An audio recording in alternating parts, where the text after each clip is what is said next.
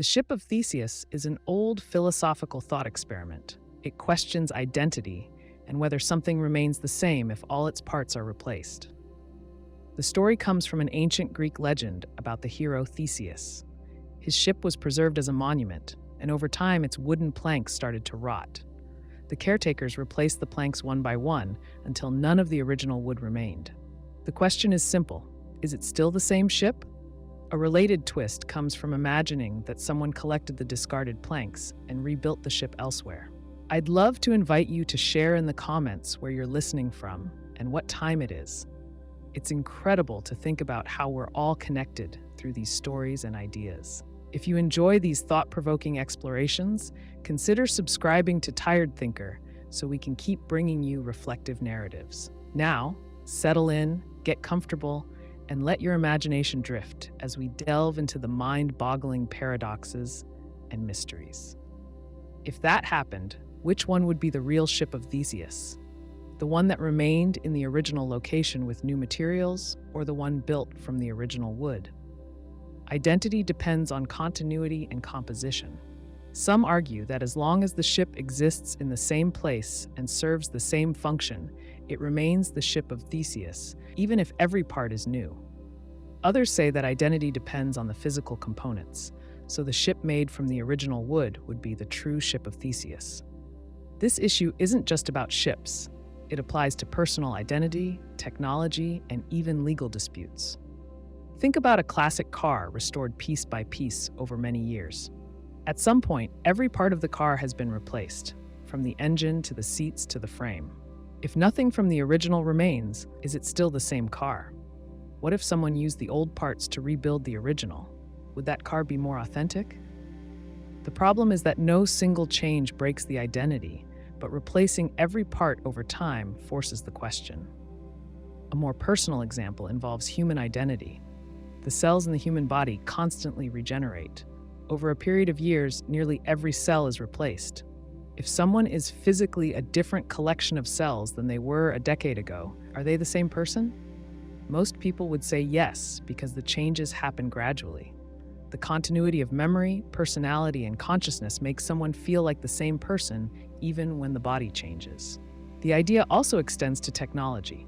Consider a company that gradually replaces its employees, updates its software, and renovates its office. If nothing from the original company remains except the name and branding, is it the same company? This has real-world implications in mergers and acquisitions. If a company is legally the same entity but has replaced all its workers and assets, is it truly the same business? Legal disputes sometimes deal with similar identity issues. In trademark law, companies must maintain continuity to keep brand identity. If a company shuts down and someone else restarts it under the same name, is it the same company? Courts often decide based on factors like ownership, customer recognition, and operational continuity. Another way to explore the ship of Theseus is through digital identity. Many online accounts, from social media to gaming profiles, undergo major changes. If someone changes their username, updates their profile picture, and replaces all their old content, is it still the same account? The platform may recognize it as the same user because the login credentials remain unchanged, but the experience might feel different. This paradox also applies to cultural identity. Traditions evolve over generations. If a holiday changes its customs, decorations, and even meaning over time, is it still the same holiday? Consider Halloween. Originally, it had roots in ancient Celtic festivals, but over time, it absorbed different traditions from Christianity and modern commercial influences. Despite these changes, people still recognize it as the same holiday. The paradox raises deeper questions about what makes something real. If identity is tied to physical materials, then replacing all the parts should mean it is no longer the same thing. But if identity is tied to continuity and function, then gradual changes don't break the chain. The problem is that both views make sense in different situations. Imagine a famous musical instrument, like a Stradivarius violin. If someone replaces its strings, does it remain the same violin?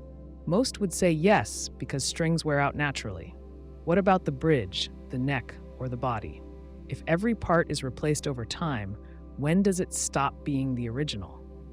Some musicians argue that an instrument's identity lies in its sound and craftsmanship, while others believe the materials themselves hold historical significance. One way to approach the problem is through the idea of functional identity. If something continues to serve the same purpose and is recognized in the same way, then it remains the same thing. A ship that continues to sail under the same name and serves the same role in a fleet might still be considered the same vessel, even if all its parts have changed. Another approach is to consider historical identity. This perspective says that physical continuity matters. A ship made from the original parts holds more historical value, even if it was reconstructed elsewhere. Museums often use this reasoning. When they restore artifacts, they try to keep as much of the original material as possible. A replica, no matter how accurate, is not the same as an original artifact. Some people combine both perspectives. They say identity depends on both function and history. A thing remains the same if it retains its purpose and at least some connection to its original materials.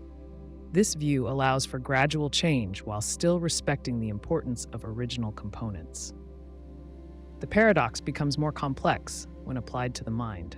If a person's memories, thoughts, and personality gradually change over time, are they still the same person? People grow and evolve, sometimes becoming completely different in their beliefs and behaviors.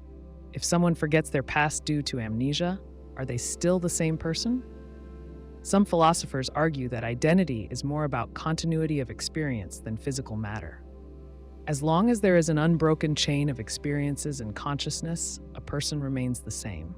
This aligns with how people view their own lives. Even with major life changes, people still see themselves as the same person because they remember their past and feel connected to it. This issue also applies to artificial intelligence. Imagine a robot that has its parts replaced over time but retains its memory and programming. Is it the same robot? If its software is copied onto a new machine, is the copy the same as the original? The question of digital identity becomes more relevant as technology advances.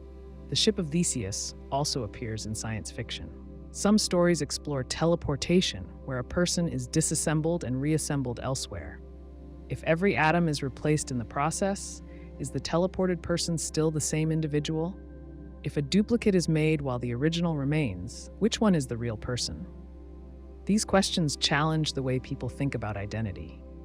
The paradox has no single answer, but it reveals how identity is not always clear-cut. Whether something remains the same depends on how people define continuity. Some focus on physical materials, while others focus on function and recognition. The problem applies to many areas of life, from personal identity to law to technology. People often use different standards for different situations. A car, a company, or a holiday might be considered the same despite changes, while a historical artifact or a work of art might be seen as different if its materials are altered. The ship of Theseus highlights how identity is a flexible concept, shaped by perspective and context. A judge tells a prisoner that he will be hanged at noon on a weekday in the coming week, but the exact day will be a surprise. The prisoner thinks about this carefully. He reasons that he cannot be hanged on Friday because if he is still alive by Thursday night, there is only one day left. That would mean the execution is no longer a surprise. So Friday is impossible. Then he considers Thursday.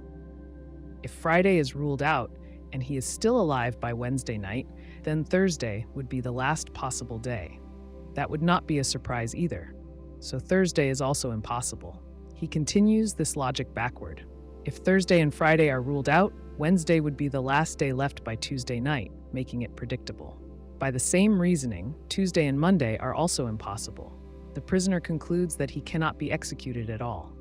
Feeling relieved, he rests easy.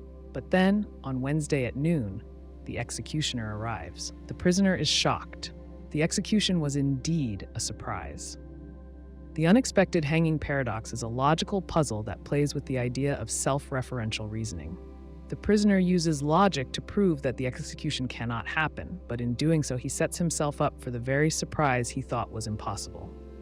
This paradox relies on two ideas: the reasoning of the prisoner and the actual structure of the judge's statement. The prisoner believes he can systematically eliminate each day. but his logic assumes that he will always be able to reason in advance about what will happen. The judge's statement suggests that at least one day must remain uncertain. The key problem is that the prisoner assumes his reasoning is airtight, but his deduction depends on the idea that he will be able to know in advance which days are ruled out.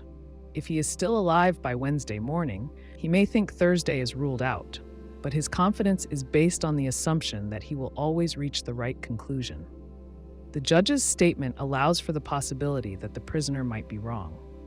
The paradox has different versions. Some use a prisoner and an execution date, while others use a surprise test. In the surprise test version, a teacher tells students that they will have a surprise exam next week. The students use the same reasoning as the prisoner, ruling out each day. But when the test arrives on an unexpected day, the paradox plays out the same way. This paradox challenges the limits of human reasoning. It shows that even when we follow logic carefully, assumptions about knowledge and certainty can break down. The prisoner assumes that if an execution date remains, he will always be able to deduce it. But his reasoning relies on him knowing something before he actually does. The structure of the paradox also connects to mathematical and philosophical problems about self-reference. In logic, self-referential statements can create contradictions. The prisoner's reasoning refers back to itself. He is reasoning about what he will reason in the future. This kind of loop can lead to outcomes that logic alone cannot predict. Some people argue that the paradox is not a real contradiction, but an issue of expectations. They suggest that the prisoner makes a mistake by assuming that his logic will always hold. Others say that the judge's statement is too vague to be taken literally. If the wording is slightly different, the paradox might disappear. Despite these debates, the paradox remains a compelling thought experiment. It highlights the gap between logical deduction and real-world uncertainty. It also raises questions about how we process information and how our expectations shape our understanding of events. In practical terms, the paradox has connections to game theory, probability, and the philosophy of knowledge. It reveals how predictions about future knowledge can be flawed. It also illustrates how expectations can create outcomes that seem paradoxical. Even though the prisoner believes he has reasoned correctly, his belief does not change reality. The execution happens, and he is surprised. This suggests that logical reasoning, while powerful, has limits when dealing with uncertainty and self-reference. The paradox challenges our sense of certainty, showing that the unexpected can remain possible even when we think we have ruled it out. The Raven Paradox comes from logic and philosophy. It challenges how people confirm general statements with evidence. The paradox starts with a simple idea: all ravens are black. This statement suggests that every time someone finds a raven, it should be black. If they find even one raven that is not black, the statement is false. That seems straightforward. The problem appears when looking at the logical structure of the statement. All ravens are black is the same as saying, if something is a raven, then it is black. This can be rewritten as, if something is not black, then it is not a raven. These two statements are logically equivalent. They mean the same thing.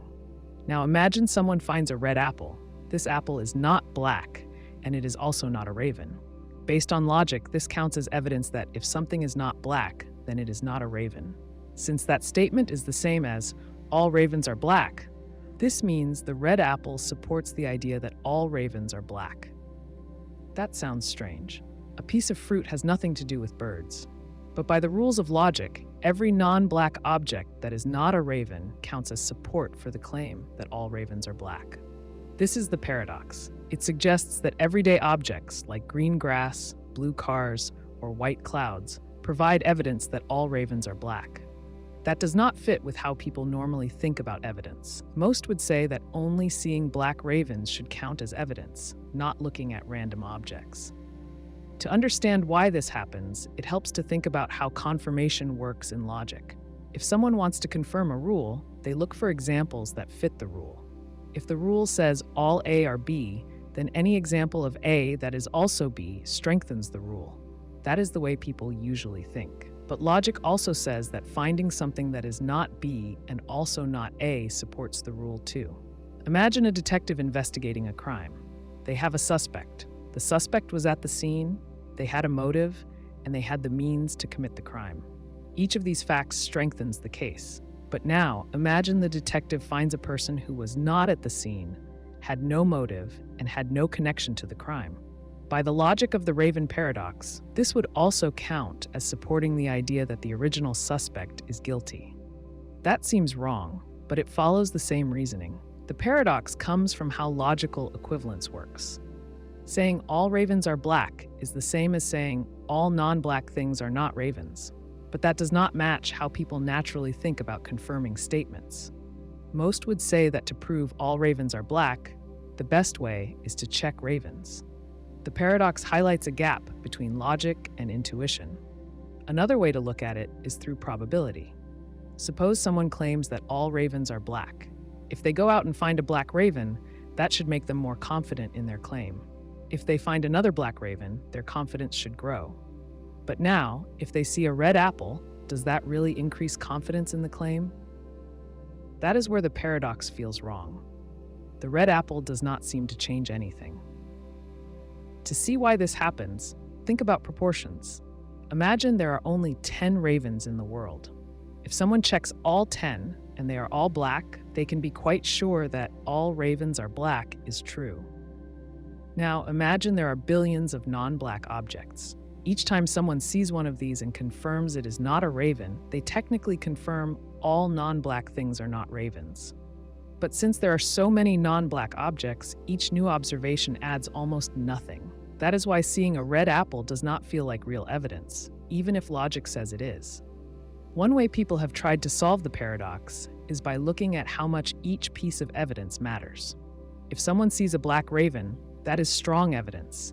If they see a red apple, it is technically evidence, but it is weak. Some argue that only strong evidence should count. That would mean black ravens help confirm the statement, but non-black objects do not contribute much. Another way to think about it is to change the way statements work. Some suggest that all ravens are black does not really mean all non-black things are not ravens. Instead, they say it should be rewritten differently so that only actual ravens matter. That way, the paradox would not exist because looking at non-black objects would not be relevant. A different approach focuses on how people think about evidence in real life. In practice, people do not try to confirm statements by looking at unrelated things. If a scientist wants to test a theory, they do not just check random facts. They look for direct evidence. That suggests that the paradox is a problem with formal logic, not with how people actually reason. One example of this issue comes from medicine. Imagine a doctor is testing a new drug. They want to know if the drug helps cure a disease. They test patients who take the drug and see if they improve. That makes sense. Now imagine they also check people who never had the disease. Every healthy person they find would technically count as support for the idea that the drug works. That does not seem right, but according to the logic of the Raven Paradox, it should. This raises a deeper question about how logic applies to real-world reasoning. Logic says that a statement and its equivalent should always be treated the same, but human reasoning often separates them. In real situations, people focus on what directly relates to their claim. They ignore evidence that seems irrelevant, even if logic says it matters. Another way to see this is with a card game. Suppose someone claims that all cards in a certain deck are red. The best way to check is to look at the cards. If every card they flip over is red, their confidence grows. But what if they start flipping over things that are not cards? If they check a chair and confirm it is not a red card, does that help? Not really. But according to the paradox, it does. Some people argue that the problem comes from thinking too broadly. They suggest limiting evidence to things that are directly connected to the claim. Under that view, only actual ravens should be used to confirm all ravens are black. That approach avoids the paradox by changing the rules of evidence. Others say the paradox shows something interesting about how knowledge works. In real life, people do not just gather evidence blindly. They focus on what seems relevant. The paradox suggests that formal logic sometimes leads to strange results. That does not mean logic is wrong. It just shows that human reasoning does not always follow strict rules. The Raven Paradox is a good example of how logic and intuition can clash. It seems wrong to say that a red apple helps prove that all ravens are black, but logically, it does. This challenges how people think about evidence and forces them to consider whether formal rules always match common sense. Some try to solve the paradox by changing how evidence is counted. Others use it as an example of why logic should not always be taken at face value. The temperature paradox deals with a strange and counterintuitive idea about how we measure and perceive temperature. At first glance, temperature seems like a straightforward concept. We feel hot or cold, we measure it with thermometers, and we trust that numbers tell us the truth. But when we dig deeper, we find that the way we define and interpret temperature can lead to logical contradictions. Imagine a room with two objects. One is a block of metal, the other is a block of wood. Both have been sitting in the same room for hours, exposed to the same air. If you were to touch them, the metal would feel colder than the wood.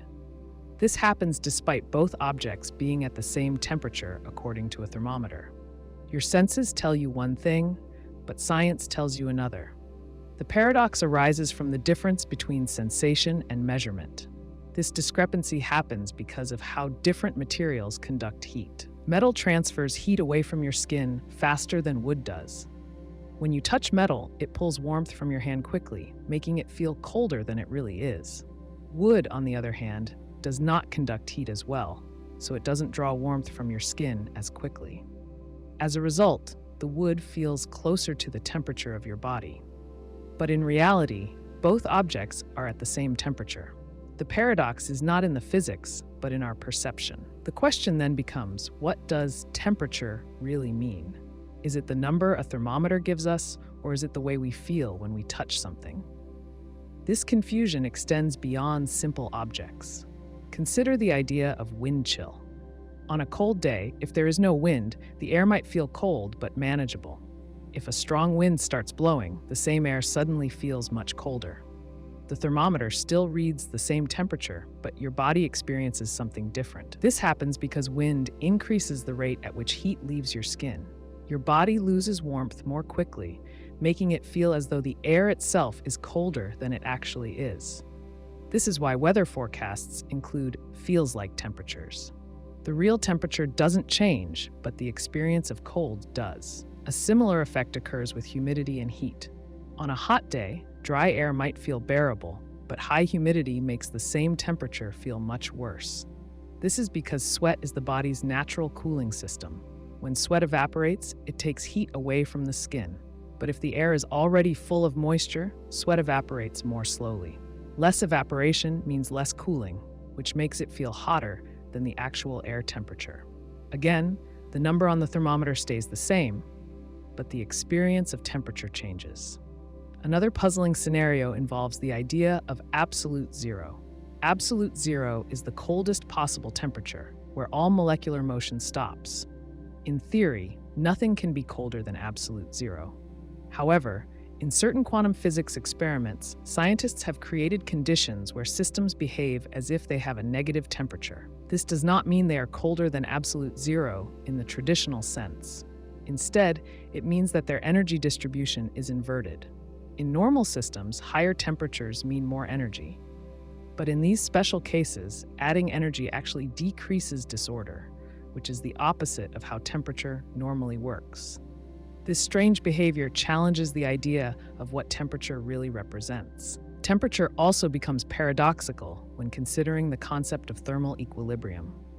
If you take a hot object and place it next to a cold object, heat naturally flows from the hotter object to the colder one until both reach the same temperature.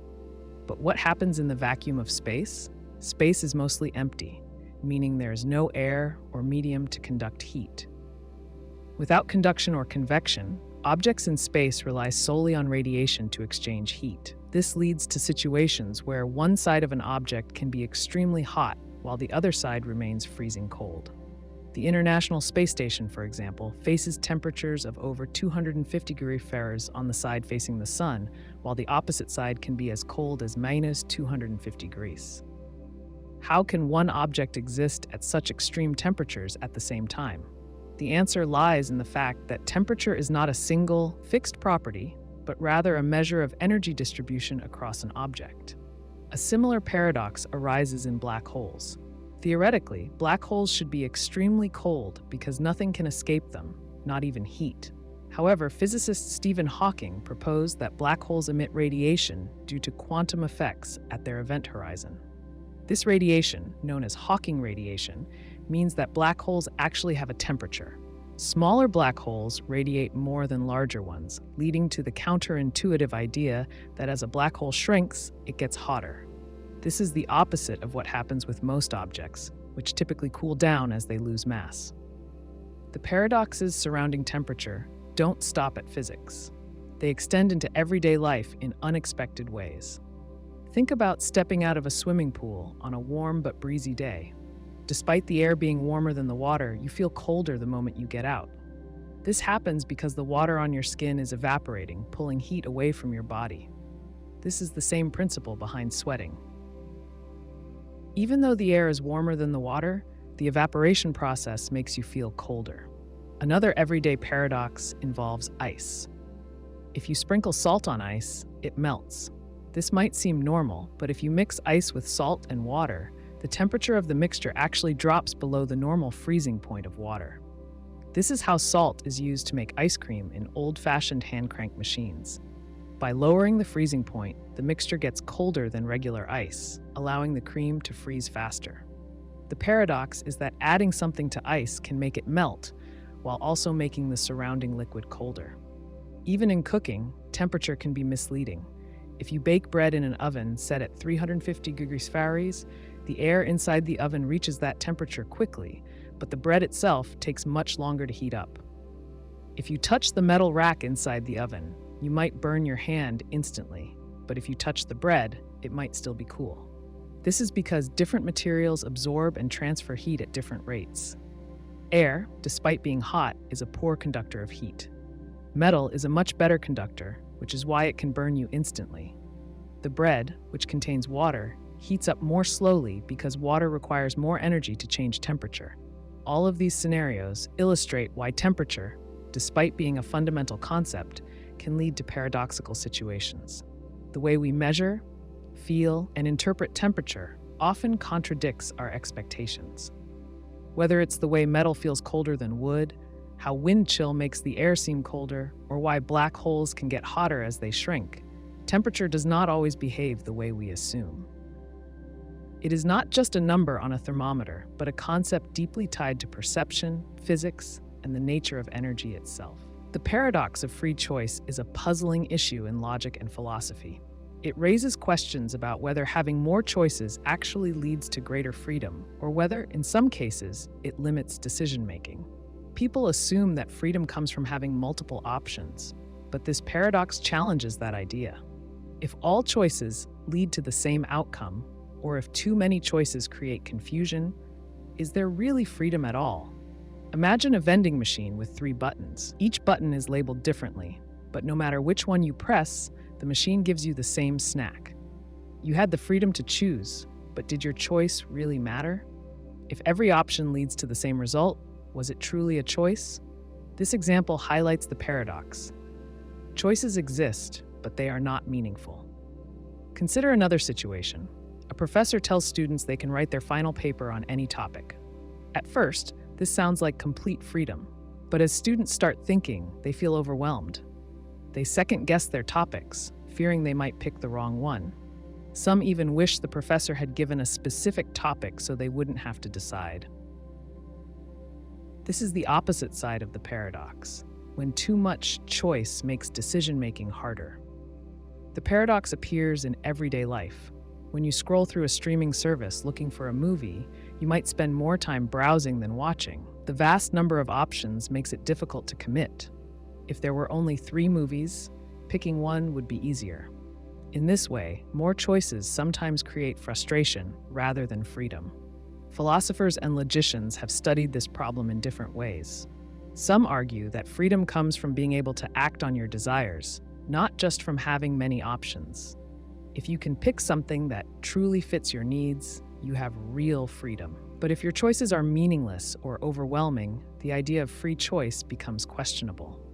Legal systems also struggle with this paradox. Imagine a law that says citizens can choose between obeying the law or breaking it. This seems like a choice, but in reality, breaking the law comes with punishment. In practice, the choice is an illusion. The consequences steer people toward one option, making the other unrealistic. Religious discussions sometimes touch on this paradox. Some belief systems suggest that humans have free will, but their choices ultimately align with a predetermined outcome. If a higher power already knows what will happen, is there really free choice? This idea has sparked debate for centuries. Marketing and economics also deal with this issue. Companies offer consumers many product variations, assuming this makes them happier. But studies show that when faced with too many options, customers hesitate or leave without buying anything. If limiting choices makes decisions easier, does having more options really mean more freedom? Psychologists have explored the idea of decision fatigue. When people make too many choices, their ability to decide weakens. A shopper who spends hours comparing brands may end up not buying anything at all. Judges in courtrooms tend to be more lenient early in the day and stricter later, simply because constant decision-making drains mental energy. This supports the idea that too much choice can be a burden. In some cases, people experience regret after choosing.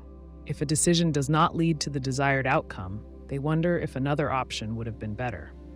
More choices mean more opportunities for regret. A person choosing between 2 job offers might feel confident in their choice, but if they had 10 offers, they might always wonder if one of the others was the best. History shows how societies have handled this paradox. Some cultures value individual freedom and offer many choices, while others limit choices to simplify decision-making. In highly structured societies, fewer choices create stability. In free market economies, more choices encourage competition but can also create confusion. A famous experiment on choice involved jam samples at a grocery store. When shoppers had 6 options, more of them made a purchase. When they had 24 options, fewer people bought anything. The extra choices seemed appealing, but they made the decision harder. This paradox even affects technology. When designing interfaces, companies avoid overwhelming users with too many buttons or options. A simple layout leads to smoother decisions. If an app had 100 settings visible at once, most users would struggle to navigate it. Tech designers often remove options to enhance user experience, proving that reducing choices can improve decision-making. In relationships, this paradox also appears. People who have too many dating options might struggle to commit. They constantly wonder if a better match exists. On the other hand, those with limited options may form stronger bonds without second-guessing. Education systems balance structured guidance with free choice. Students who pick their own research topics may struggle more than those assigned a topic. If a teacher narrows the choices, students often find the process easier. This reflects how limiting options can reduce stress. This paradox also influences government policies. Democratic systems provide citizens with many choices, but too many candidates can confuse voters. In contrast, authoritarian systems eliminate choices but provide clarity. While democracy values free choice, it also grapples with the challenges of too many options. Military strategies consider this issue as well. Leaders who provide soldiers with too many potential strategies risk hesitation in battle. If choices are too broad, action slows down. Successful strategies often involve limiting choices to encourage quick decision-making. Science faces this paradox in research. When gathering data, scientists sometimes have too many variables to analyze. If they test too many factors at once, patterns become unclear. Narrowing the focus leads to clearer results. This shows how reducing options can create clarity in fields beyond philosophy. Even language itself reflects this paradox. If a person has too many words to describe a feeling, they might struggle to express it. When vocabulary is limited, communication can be more efficient. This idea appears in studies on how different languages shape thought. Throughout history, different thinkers have interpreted this paradox in unique ways. Some believe that true freedom means having the power to act rather than being overwhelmed by choices. Others argue that having choices, even if they are difficult, is still preferable to having none. This paradox influences law enforcement. When suspects are given too many options for legal defense, they may struggle to decide on the best one. Lawyers simplify choices to help clients make informed decisions. Artificial intelligence developers also consider this paradox. AI systems with too many processing paths may struggle to prioritize tasks. When designers limit choices, the system functions more effectively.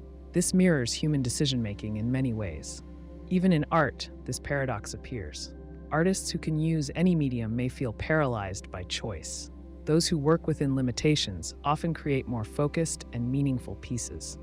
Constraints can enhance creativity rather than limit it. Game design also reflects this paradox.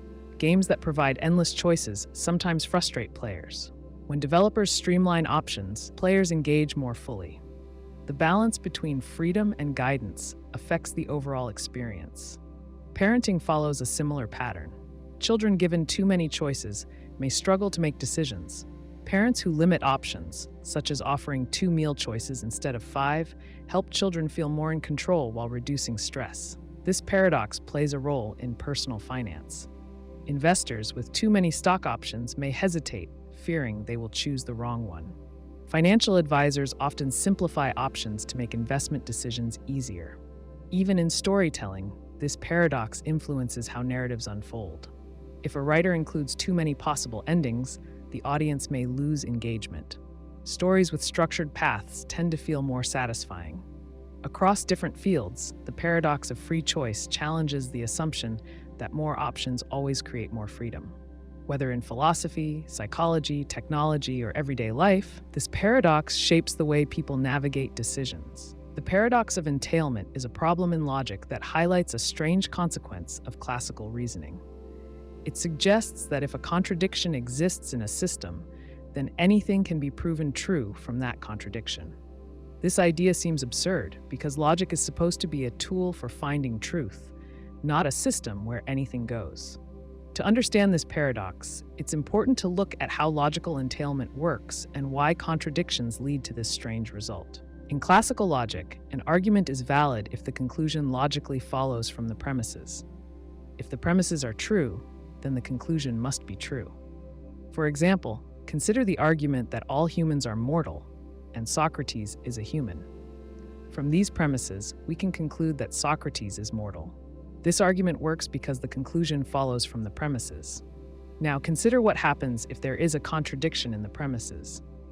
A contradiction occurs when something is both true and false at the same time. Suppose we have 2 statements. The sky is blue and the sky is not blue. Both statements cannot be true at the same time. This contradiction means that something has gone wrong in the logical system. However, in classical logic, once a contradiction is introduced, any statement can be proven true. This is known as the principle of explosion. To see why this happens, imagine we assume that a contradiction is true. Suppose we accept that some statement P is both true and false. From this, we can derive anything. First, assume P is true. Then, since P is also false, a contradiction exists. According to classical logic, if a contradiction exists, we can infer anything we want. That means we could claim that unicorns exist, and the statement would logically follow from the contradiction. This result is bizarre. The fact that P and not P contradict each other should not mean that unicorns suddenly exist. Yet classical logic allows for this conclusion. The reasoning follows a specific pattern known as ex falso quodlibet, which means, from falsehood, anything follows. A simple way to demonstrate this is by using basic logical rules. Suppose we accept that P and not P are both true. If P is true, then the statement P or Q is also true, because in classical logic, if one part of an or statement is true, the whole statement is true. Since P or Q is true, but we also know that P is false, the only way for the statement to remain true is if Q is true. However, Q can be anything, such as the moon is made of cheese. This means that if a system accepts contradictions, it collapses because it becomes possible to prove anything. A logical system that allows anything to be true is useless for distinguishing truth from falsehood. One way to see this paradox in action is through an everyday example. Imagine a courtroom where a judge is trying to determine whether someone committed a crime. Suppose the judge accepts two contradictory testimonies. One witness claims the suspect was at home at the time of the crime, while another witness claims the suspect was at the crime scene at the same time. Both statements cannot be true together. If the judge accepts both as valid, then logically, anything can follow. The defense could argue that if the suspect was both at home and at the crime scene, then the crime never happened. The prosecution could argue that if contradictions are valid, then we can assume the suspect committed every crime in history. The courtroom would descend into chaos. To avoid this, most logical systems reject contradictions outright. This rejection is known as the principle of non-contradiction. A statement cannot be both true and false at the same time. Without this principle, logic becomes meaningless. Some alternative logical systems, such as paraconsistent logic, try to avoid the explosion problem. Paraconsistent logic allows contradictions to exist without leading to absurd conclusions. In these systems, contradictions are contained, meaning they do not cause the entire system to break down. This approach is useful in fields like law, ethics, and artificial intelligence, where contradictions sometimes occur in real-world situations. A famous example of dealing with contradictions comes from computer science. In programming, sometimes a system might receive conflicting inputs. Instead of crashing or allowing anything to be true, good software is designed to handle contradictions logically. If two users try to edit the same document at the same time, the system must decide how to merge their changes, rather than assume both edits are equally valid and apply them in a way that makes no sense. Philosophers and logicians debate whether classical logic should be modified to handle contradictions better. Some argue that the principle of explosion is too extreme and that logic should allow for limited contradictions. Others say that modifying logic in this way would weaken its ability to provide clear and consistent reasoning. This paradox also raises questions about how humans think. In everyday reasoning, people often accept contradictions without letting them lead to absurd conclusions. For example, someone might say, "I love my job, but I also hate it." This statement seems contradictory, but in practice, people understand that it means the person enjoys some aspects of their job but dislikes others. Human reasoning is more flexible than formal logic, allowing people to handle contradictions in a way that computers and formal systems struggle with. Another real-world example comes from scientific theories. Sometimes, different scientific models contradict each other. Quantum mechanics and general relativity are both highly successful theories, yet they contradict each other in certain cases. Scientists do not assume that everything is therefore true. Instead, they search for a deeper theory that can resolve the contradiction. This approach is different from classical logic, where contradictions immediately lead to an explosion of meaningless conclusions. The paradox of entailment shows that strict logic can lead to strange results when contradictions are allowed. This paradox is a problem for any system that relies on formal reasoning, from mathematics to law to artificial intelligence. The challenge is finding ways to handle contradictions without letting them destroy the ability to reason logically. Paraconsistent logic offers one possible solution, but it comes with its own challenges. Allowing some contradictions without allowing everything to be true is difficult. Different systems handle this problem in different ways, and there is no single solution that works for all cases. Some argue that classical logic should be preserved as it is, even if it leads to strange results when contradictions arise. Others believe that logic should evolve to reflect how people actually think and reason. The paradox of entailment forces us to think about the nature of truth and reasoning. If a logical system cannot tolerate contradictions, does that mean the system is flawed? Or does it mean that contradictions should never be accepted in the first place? These questions remain central to philosophy, logic, and computer science. Understanding this paradox helps us appreciate the strengths and limitations of formal logic. Logic is a powerful tool, but it is not perfect. Recognizing its limitations allows us to build better systems for reasoning, whether in philosophy, mathematics, law, or artificial intelligence. The challenge is to find a balance between strict formal rules and the flexibility needed to handle real-world complexity. The Munchausen Paradox comes from the idea that a statement cannot justify itself. It's named after Baron Munchausen, a fictional character who supposedly pulled himself out of a swamp by tugging on his own hair. This captures the core of the paradox, an attempt to support something using itself as proof. In philosophy, this appears in logic, mathematics, and epistemology, the study of knowledge. Imagine someone saying, "Everything I say is true." If that statement is the only reason to believe it, then it supports itself without any outside proof. That creates a loop. To believe it, you must already believe it. This is the essence of the Munchausen Paradox, the idea that any logical system that tries to justify itself will always run into an infinite loop or a circular argument. This paradox shows up in many ways. Think about the problem of proving that a fact is true. In mathematics, every proof relies on some basic assumptions or axioms. But how do you prove those axioms? If you try to prove them with other axioms, you either end up with an infinite chain of proofs or a loop where the axioms justify each other. Neither option provides a final, solid answer. This is one reason mathematicians accept axioms without proof. They are just taken as starting points. Now consider knowledge itself. If someone asks, "How do you know that?" every answer leads to another question. How do you know that is true? This chain continues indefinitely unless you stop at something you just accept without question. The Munchausen Paradox shows that knowledge is always built on some foundation that cannot be proven within the system itself. This problem is closely related to Gödel's incompleteness theorem, which states that in any consistent system of logic, there will always be truths that cannot be proven within the system.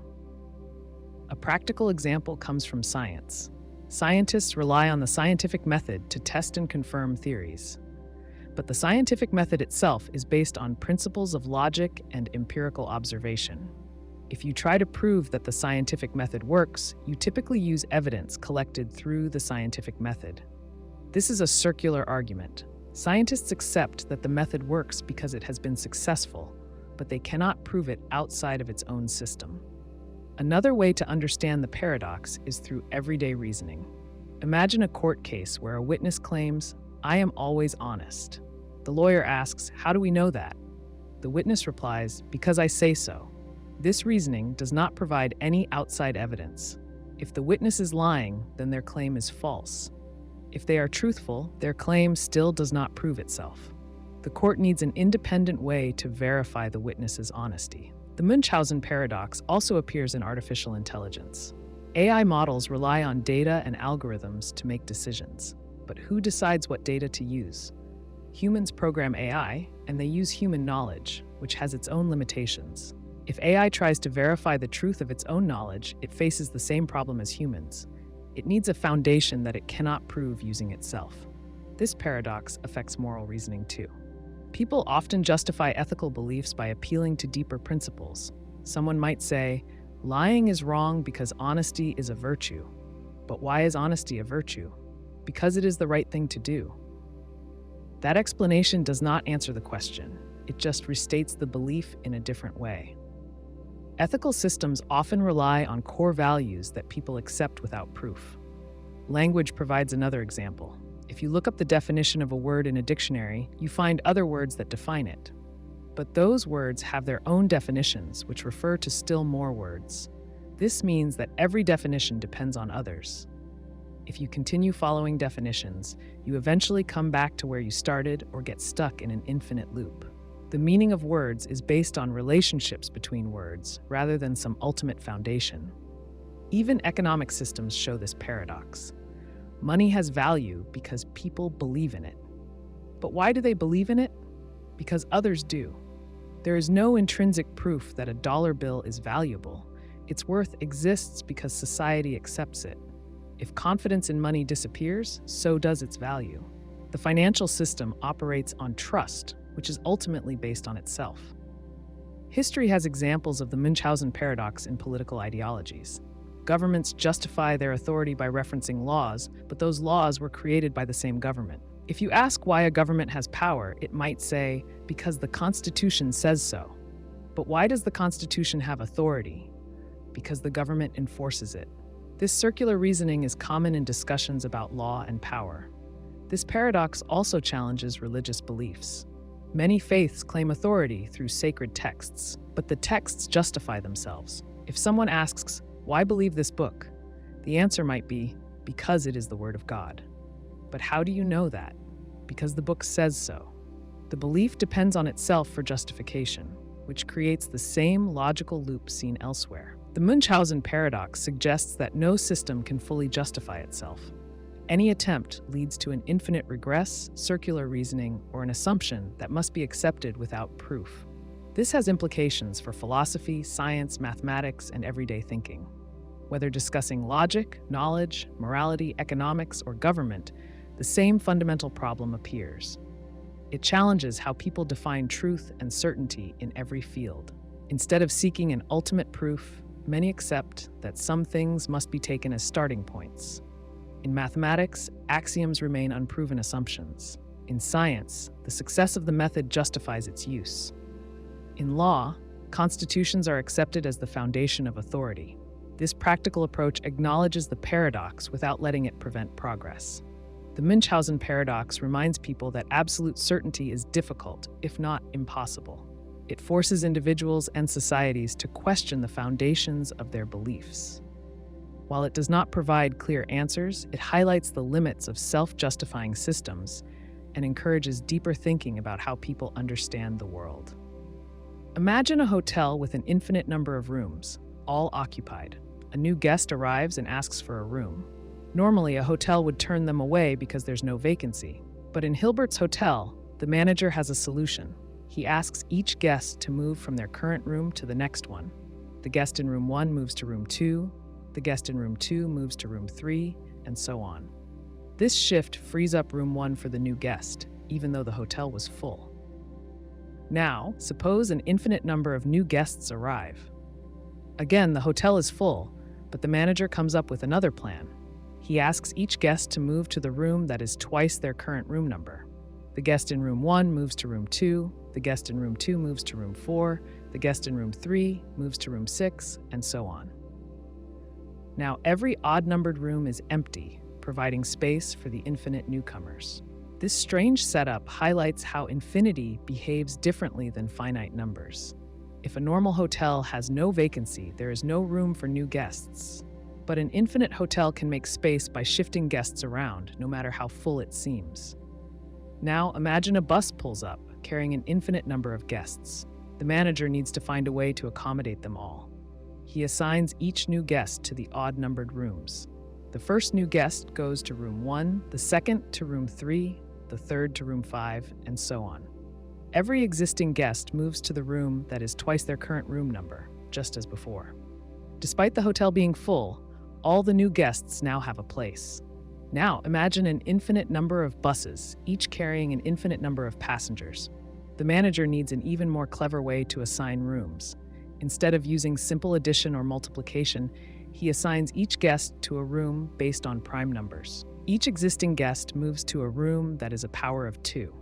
The first passenger from the first bus goes to room 3, the first passenger from the second bus goes to room 5, and so on, using only prime numbers.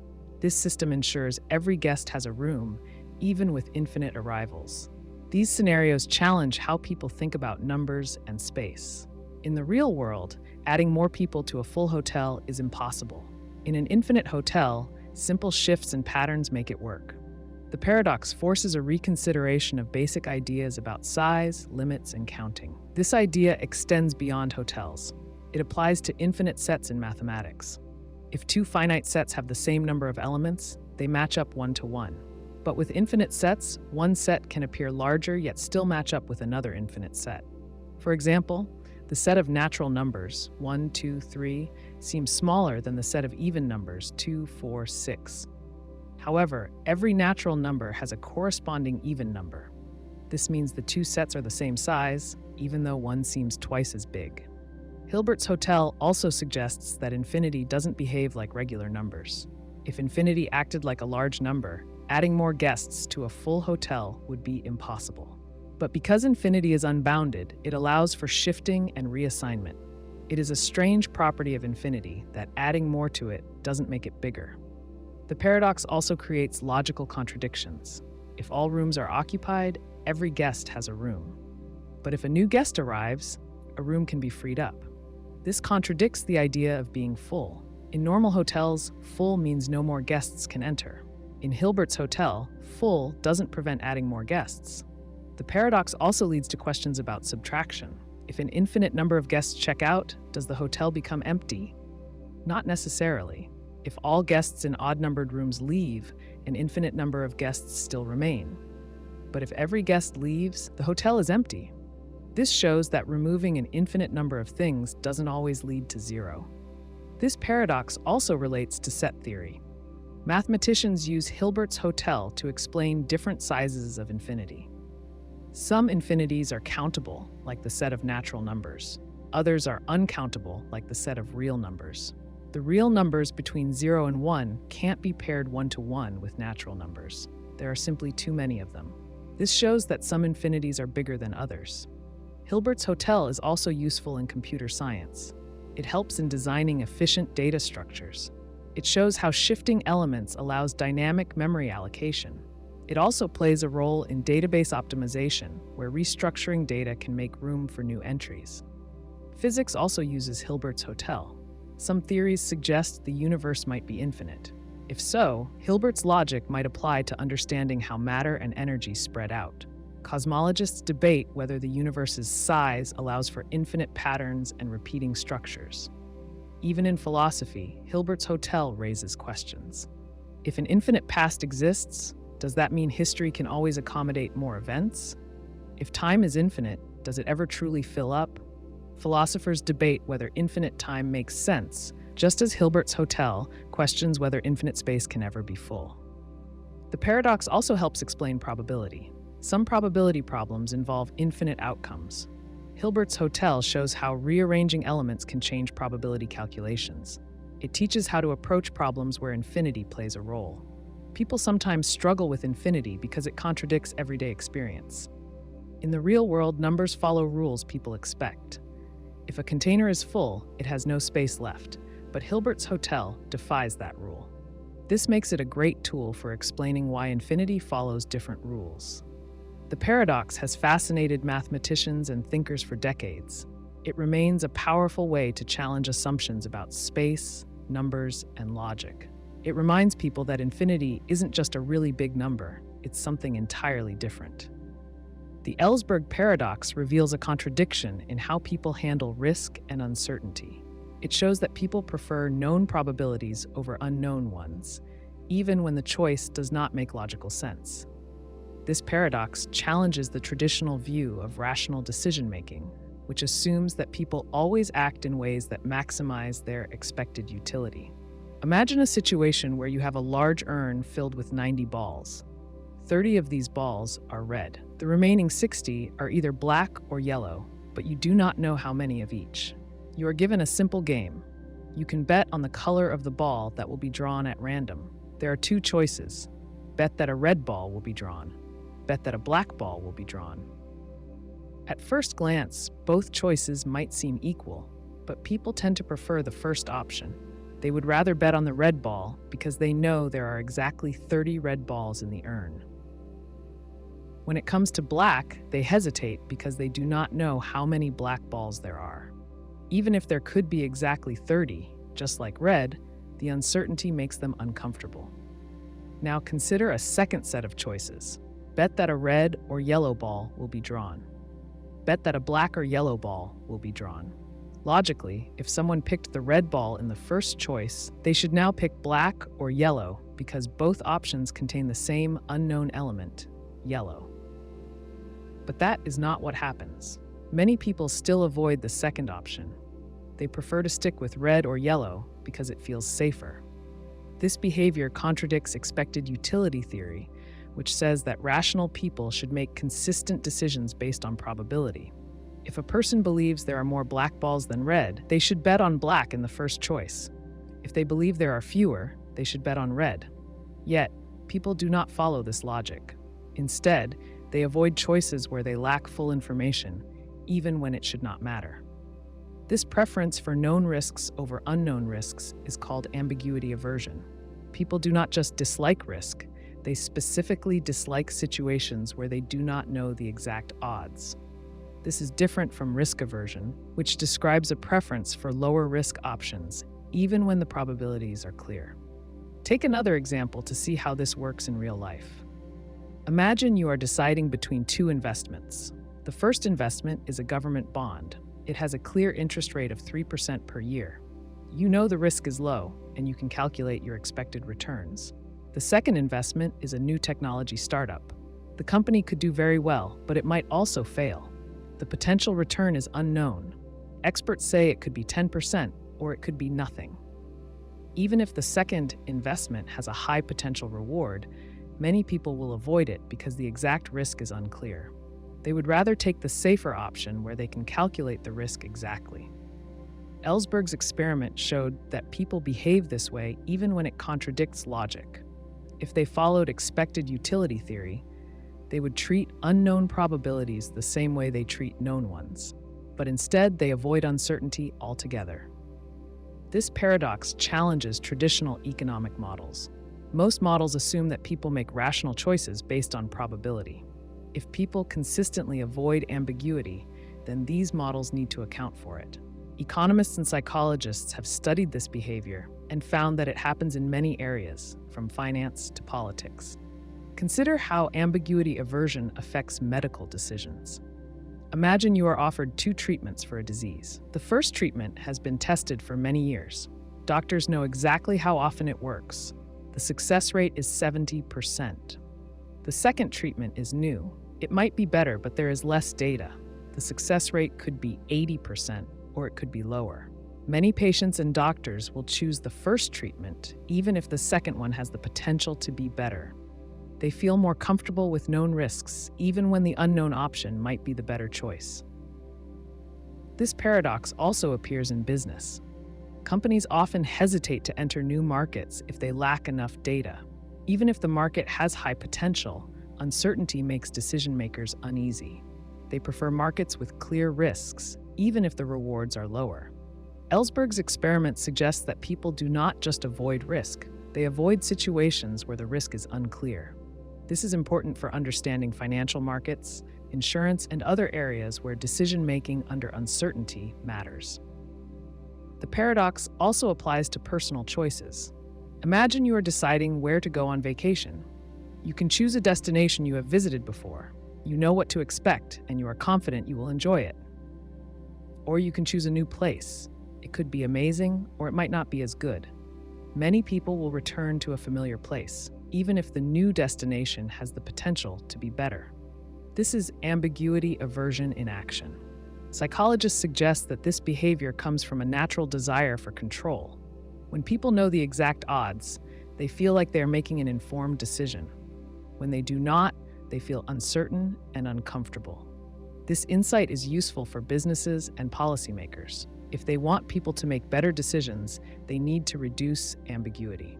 Providing clear information about risks and rewards helps people feel more confident in their choices.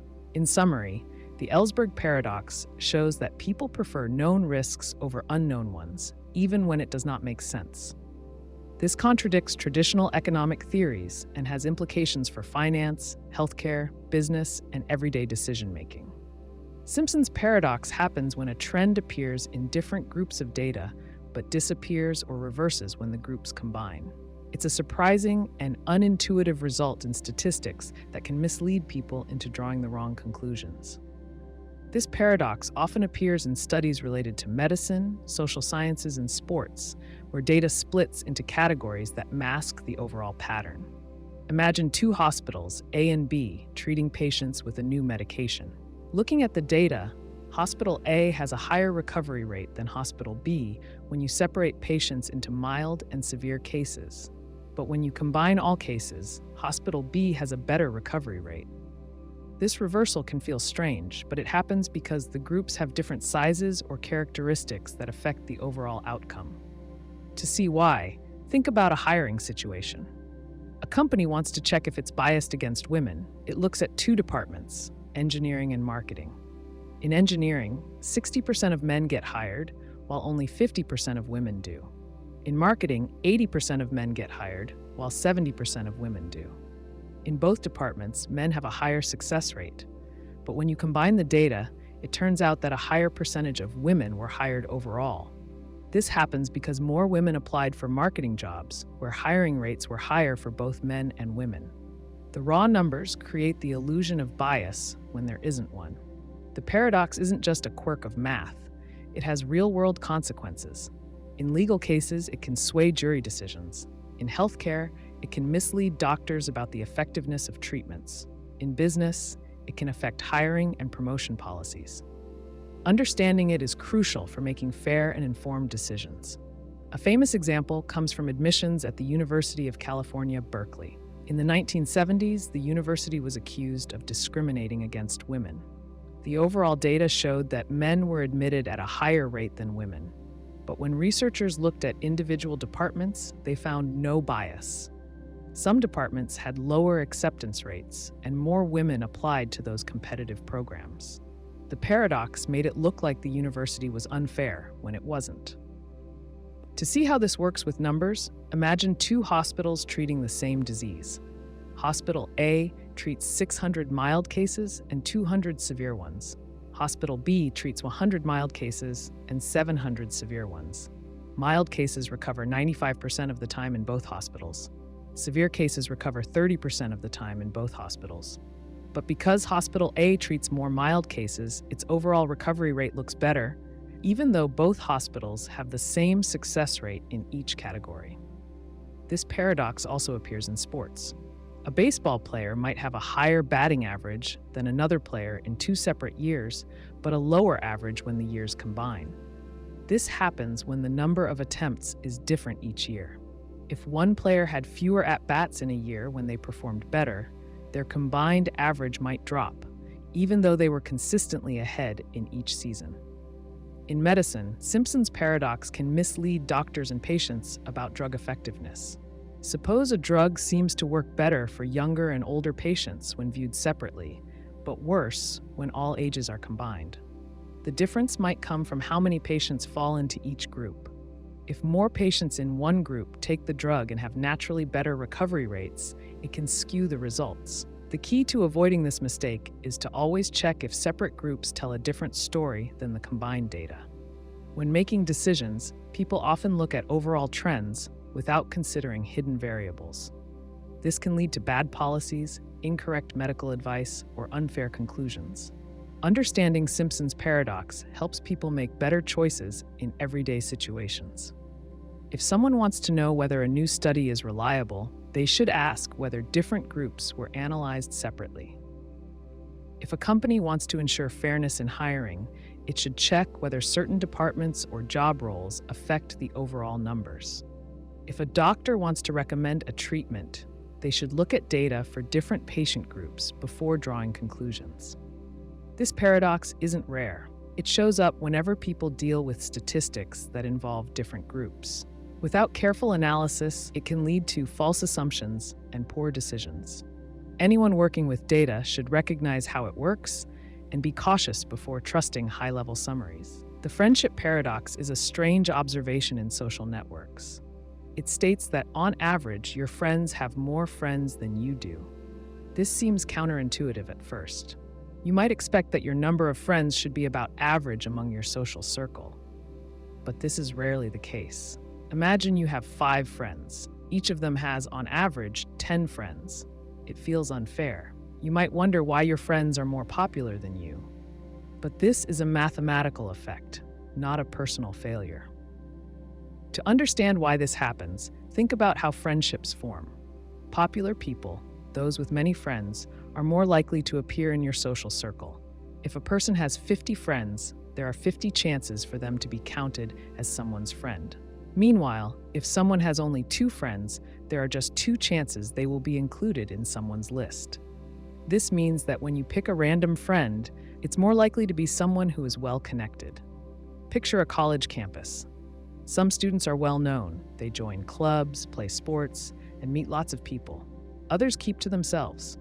If you randomly pick a student and ask them to name a friend, there is a good chance they will mention someone active in many groups. That person has more chances to be named because they have more connections. Now, think about an online network. Suppose you follow 10 people on a social media site. Those 10 people each follow hundreds of others. If you look at their follower counts, they are much higher than yours. This isn't because you are doing something wrong. It's because people with more connections are more likely to show up in your circle. The friendship paradox can make people feel like they are less connected than they really are. Social media makes this even worse. People with many followers appear in more places. Their posts get shared. Their names pop up often. This creates an illusion that most people are more popular than they really are. A similar effect happens with wealth. If you look at the people around you, it might seem like most are richer than you. This isn't always true. Wealthy individuals stand out more. They host events, drive expensive cars, and get featured in news stories. Because they are more visible, it can feel like wealth is more common than it is. The friendship paradox can also affect happiness. People tend to post their best moments online. They share vacations, parties, and accomplishments. If you compare your daily life to what you see online, it can feel like everyone else is doing better, but you don't see the full picture. The same effect that makes your friends seem more connected also makes them seem happier. To test the friendship paradox, imagine a small town with 100 people. Some are social butterflies. Others prefer quiet lives. If you take the average number of friends each person has, it might be 5. But if you ask each person to count their friends' friends, the number is usually higher. That's because those with more friends appear in more people's lists. Think about a classroom. Some students talk to everyone. Others have a small group. If you choose a random student and ask them to name a classmate, the odds are that they will name someone social. That social student is in many friend groups. They are not just friends with you, they are friends with many people. This paradox can make people feel isolated. If you feel like everyone around you has more friends, it can be discouraging. But the effect is an illusion. It comes from the way friendships spread. A similar effect happens in sports. Imagine a soccer league. A few players are well known. They get picked for every game. If you ask a random player to name a teammate, they will likely mention one of the stars. That star player appears in more games. They are seen more often. This makes them seem more common than they really are. The friendship paradox also applies to knowledge. If you are in a workplace, it might seem like everyone around you knows more than you do. This is because the most knowledgeable people get asked for advice more often. If a company has one expert on a subject, that person gets many questions. It can feel like everyone knows more than you because the most knowledgeable people appear in more conversations. The paradox also affects opinions. On social media, the loudest voices get shared the most. If a few people have strong opinions, their posts spread quickly. This can make it seem like everyone agrees with them. But in reality, many people are silent. The shared opinions are not the majority, they just stand out more. Public events show this too. If a few people go to every protest or rally, they get noticed. It can feel like everyone is involved, even if most people are not. The same thing happens with restaurant reviews. If a few people leave many reviews, their opinions shape the overall rating. But their experience may not reflect the majority. Another example is television ratings. If you ask a random person what shows they watch, they will likely mention popular ones. This does not mean those shows are the best. It just means they have more viewers, so they come up more often in conversations. The friendship paradox also appears in education. In a university, some professors publish many papers. If you look at research in a field, you will see their names often. This makes it seem like they represent the average researcher, but they are actually outliers. Most researchers publish less frequently. The visible ones appear more often because they contribute more. In workplaces, some employees take on many projects. They appear in more meetings. If you ask random coworkers who they work with, these busy employees get mentioned often. This does not mean they are the majority. It just means they are involved in more work. Understanding the friendship paradox can help reduce feelings of inadequacy. If you feel like your friends are more connected, remember that this is a mathematical effect. It's not a reflection of your social skills.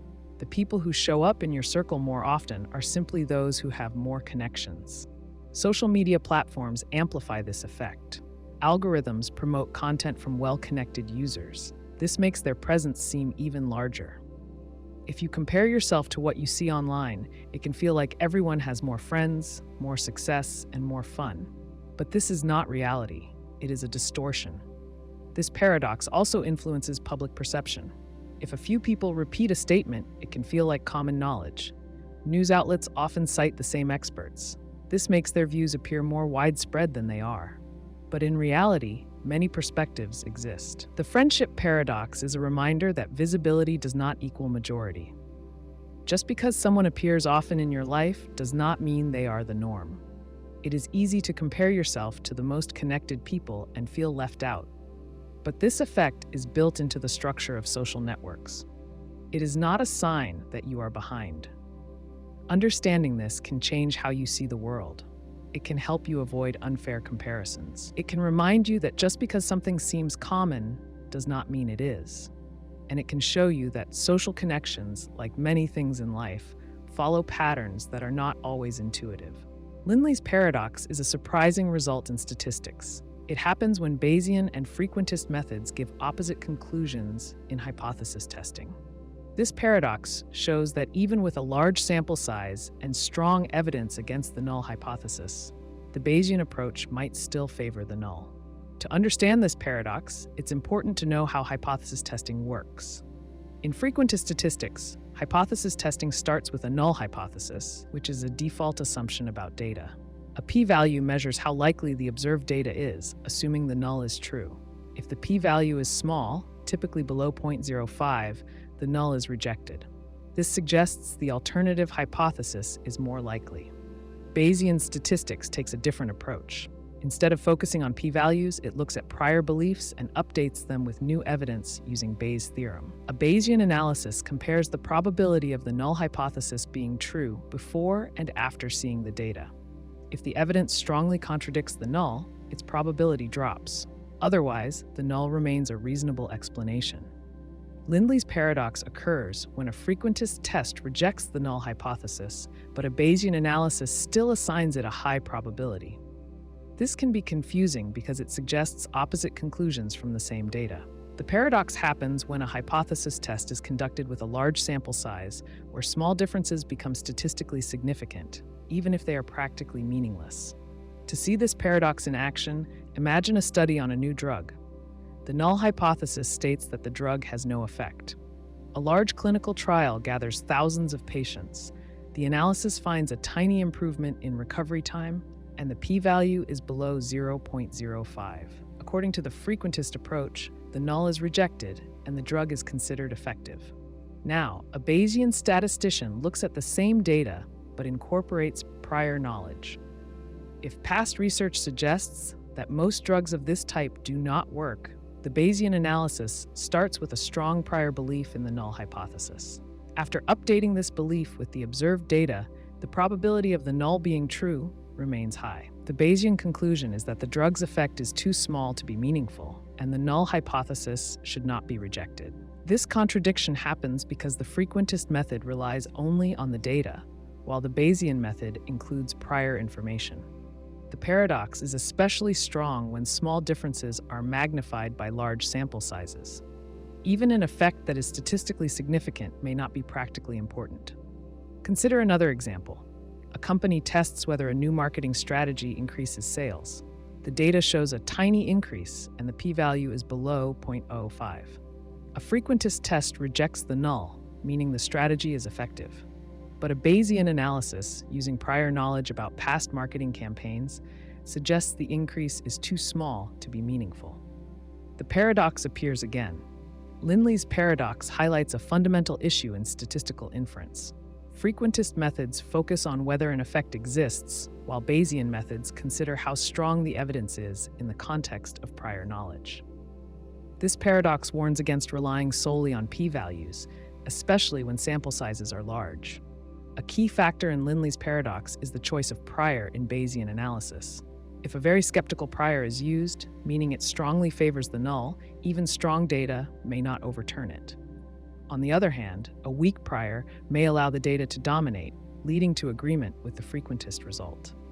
The paradox arises when a reasonable prior still favors the null despite strong frequentist evidence. In practical applications, Lindley's paradox shows up in many fields, including medicine, economics, and social sciences. In medical trials, small but statistically significant results can lead to the approval of ineffective treatments. In business, minor improvements can be misinterpreted as major breakthroughs. Understanding this paradox helps prevent misleading conclusions.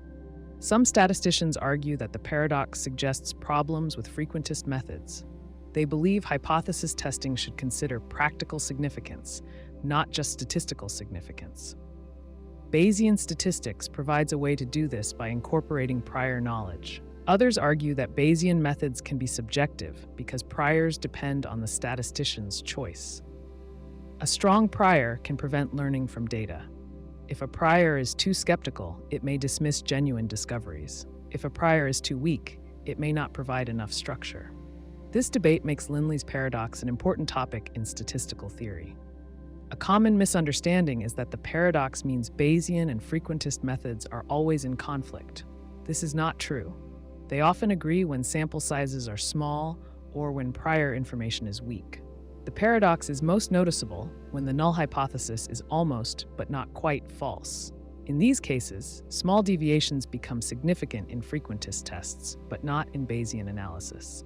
Another misunderstanding is that Lindley's paradox proves one method is better than the other. In reality, both approaches have strengths and weaknesses. Frequentist methods are simple and widely used. Bayesian methods are flexible and allow prior knowledge to be incorporated. The paradox is a reminder to use both methods carefully. To avoid problems caused by Lindley's paradox, statisticians recommend considering effect sizes, confidence intervals, and practical significance. Instead of just looking at p-values, researchers should ask whether the effect is meaningful.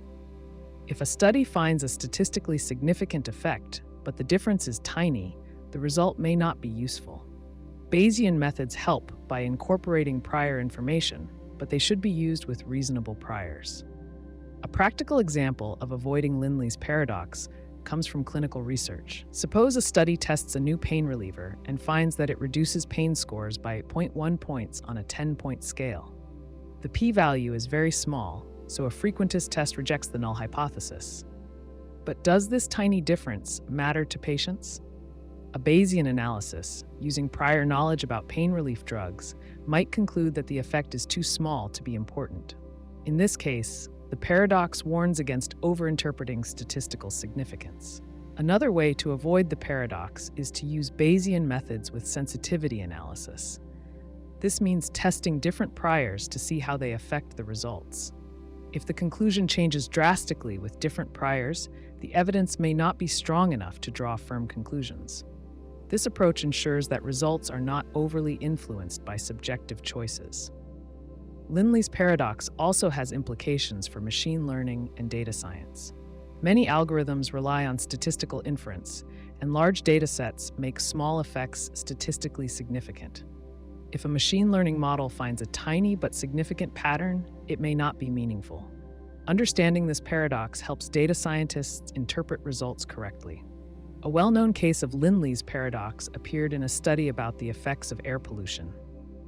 Researchers found a very small but statistically significant link between air quality and health. A frequentist test rejected the null hypothesis, suggesting pollution had a real impact. But a Bayesian analysis incorporating past studies found the effect too small to be meaningful.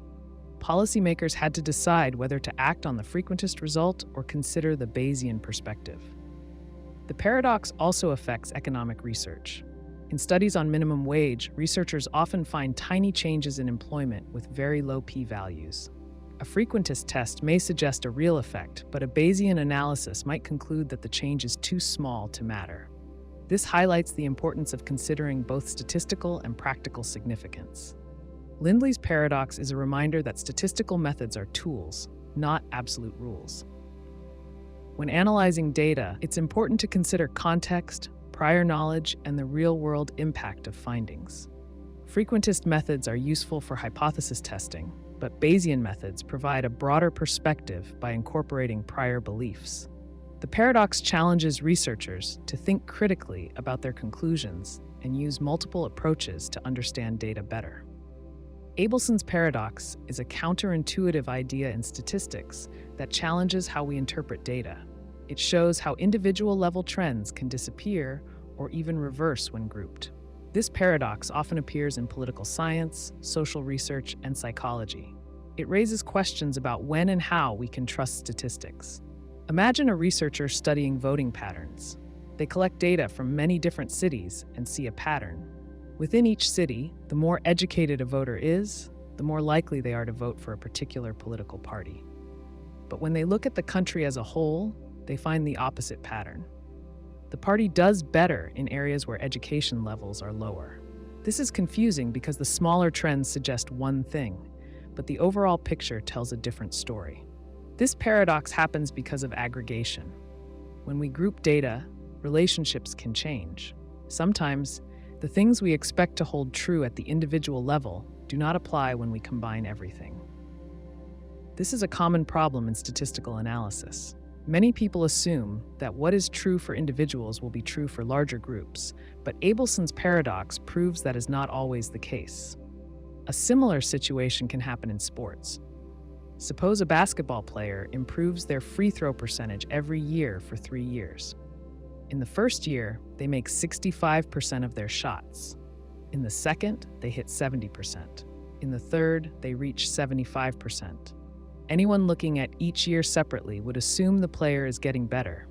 But if they take all 3 years together, they may find the player's overall percentage has stayed the same or even gone down. This could happen if they took fewer shots in the years when their percentage was higher. The individual trends suggested steady improvement, but the total numbers told a different story. This paradox creates problems in decision-making. Policymakers, business leaders, and analysts rely on statistics to make choices. If they misunderstand trends, they can make bad decisions. Consider a company that studies employee performance. They find that within each department, workers with more experience perform better. But when they look at the entire company, the least experienced workers appear to be the best. The reason might be that departments with more senior employees have harder jobs, so even experienced workers struggle more. If managers rely only on the company-wide numbers, they might draw the wrong conclusions about which employees are performing well. Abelson's paradox also appears in medicine. Imagine a doctor researching 2 treatments for a disease. They study different hospitals and find that within each hospital, treatment A has a higher survival rate than treatment B. But when they combine the data from all hospitals, treatment B seems to be better. This could happen if sicker patients tend to receive treatment A, making the numbers misleading. The real difference may not be in the treatment itself, but in the type of patients receiving it. One of the key reasons this paradox happens is that data is not always distributed evenly. If different groups have different characteristics, trends can shift when combined. For example, in the voting scenario, highly educated voters in one region may support a certain party, but in another region, they may have different preferences. If one region has more highly educated voters overall, it can change the countrywide trend. This kind of statistical illusion makes it crucial to look deeper into data before drawing conclusions. Researchers must consider what variables could be affecting the results. They must also be careful about which comparisons they make. A common mistake is assuming that trends found in small groups will hold true for larger ones. This is not always the case. Another challenge is that people often trust statistics without questioning them. They assume numbers are objective and reliable. But as Abelson's paradox shows, numbers can be misleading if they are not analyzed correctly. Even well-intentioned studies can produce results that are hard to interpret. That is why it is important to ask what data represents and how it was collected. A famous example of this paradox comes from education research. Suppose a school system wants to measure the impact of smaller class sizes on student performance. They find that within each school, students in smaller classes score higher on tests. But when they combine data from all schools, they see the opposite. The reason could be that wealthier schools, which tend to have better resources, have larger class sizes. Meanwhile, underfunded schools may have small class sizes due to lower enrollment. In this case, class size is not the main factor affecting student performance. The key issue is the difference in school quality. This paradox is similar to another statistical phenomenon known as Simpson's Paradox. Both involve trends that reverse when data is aggregated. But Abelson's paradox focuses more on situations where relationships weaken or disappear rather than completely reversing. It highlights how grouping data can change what we see. In economics, this paradox can affect how we interpret income trends. Suppose researchers find that within each industry, wages have been rising, but when they look at the economy as a whole, they see wages stagnating. This could happen if industries with lower wages are growing faster than high-wage industries. The individual level trend suggests improvement, but the big picture does not. One reason Abelson's paradox is so tricky is that it challenges intuition. Most people think of data as adding up in a straightforward way. If something is true in small groups, they expect it to be true in larger ones. But the real world is rarely that simple. The way data is structured matters. Different groups can have different factors influencing them, and these can create misleading patterns. This paradox has practical implications. It reminds us to be careful when interpreting statistics. Just because a trend appears in individual cases does not mean it will hold for the whole population. It also shows why it is important to break down data and look at different levels. When making decisions, whether in business, medicine, or policy, it is crucial to analyze the underlying factors. One way to avoid falling into this paradox is to use stratified analysis. This means breaking data into relevant subgroups and comparing trends within them. Instead of looking only at the big picture, analysts should examine how different factors interact. Another strategy is to check for lurking variables, hidden factors that may be influencing results. Sometimes what looks like a direct relationship is actually being driven by an unseen variable. Data visualization can also help. Seeing how data points are distributed can reveal whether aggregation is hiding important patterns. Tools like scatter plots, heat maps, and regression models can make it easier to spot inconsistencies. Rather than relying on summary statistics, looking at raw data can prevent misinterpretation. Abelson's paradox is a reminder that data analysis is not just about numbers. It requires critical thinking and careful interpretation. Even when data is accurate, the way it is grouped and analyzed can change the story it tells. Understanding this paradox helps avoid common pitfalls in research and decision-making. It teaches the importance of questioning assumptions and looking beyond surface-level trends. Berkson's paradox is a counterintuitive statistical phenomenon that can make two unrelated things appear related. It happens because of the way data is selected. When a study includes only certain cases and ignores others, it can create an illusion of correlation where none exists. This kind of bias often appears in medical research, social sciences, and even everyday decision-making. Imagine a hospital study that looks at people who have either diabetes or high blood pressure. The researchers only include patients admitted to the hospital. If someone has one of these conditions, they are more likely to be admitted. But if they have both conditions, their chance of being admitted is even higher. That means a hospitalized person with diabetes is more likely to also have high blood pressure than someone in the general population. If the researchers only look at hospital patients, they might mistakenly believe that diabetes and high blood pressure are strongly connected. But that connection might not exist outside the hospital. To understand why this happens, picture a job interview process where only certain candidates make it to the final round. Suppose a company only interviews candidates with either excellent technical skills or strong communication skills. If a candidate has both, they are almost certain to be interviewed. If they have neither, they never make it to the final round. After a few interviews, the hiring manager might notice a strange trend. Among the candidates they meet, those with great technical skills seem to lack communication skills, and those who are great communicators seem to lack technical skills. The manager might wrongly conclude that these two skills are negatively correlated. In reality, the skills are independent. The illusion happens because the process filters out candidates who have neither skill and heavily favors those who have at least one. Another classic example comes from dating. Suppose people on a dating app tend to be either very attractive or have an interesting personality. People who have both are already in relationships, so they are rarely on the app. People who have neither get fewer matches and leave the app. That means most of the people on the app either look great, but seem dull, or seem interesting, but are average looking. A person using the app might think that attractiveness and personality are negatively correlated, but this is just an illusion created by selection bias. Berkson's paradox shows up in many real-world situations. One major area is healthcare research. Hospitals tend to admit people who are sick, not those who are healthy. If researchers analyze only hospitalized patients, they might find surprising patterns that don't exist in the general population. For example, suppose a study looks at people with lung disease and heart disease, but only includes hospitalized patients. It might find that people with lung disease are less likely to have heart disease. That could lead to a misleading conclusion that lung disease somehow protects against heart disease. The truth is that people with both conditions are more likely to be in worse health and might not make it to the hospital at all. The study would miss those people, creating an illusion of a negative correlation. Another setting where Berkson's paradox appears is education. A professor might notice that among students who get admitted to a top university, those with high test scores often have weaker extracurricular activities, while students with strong extracurriculars tend to have lower test scores.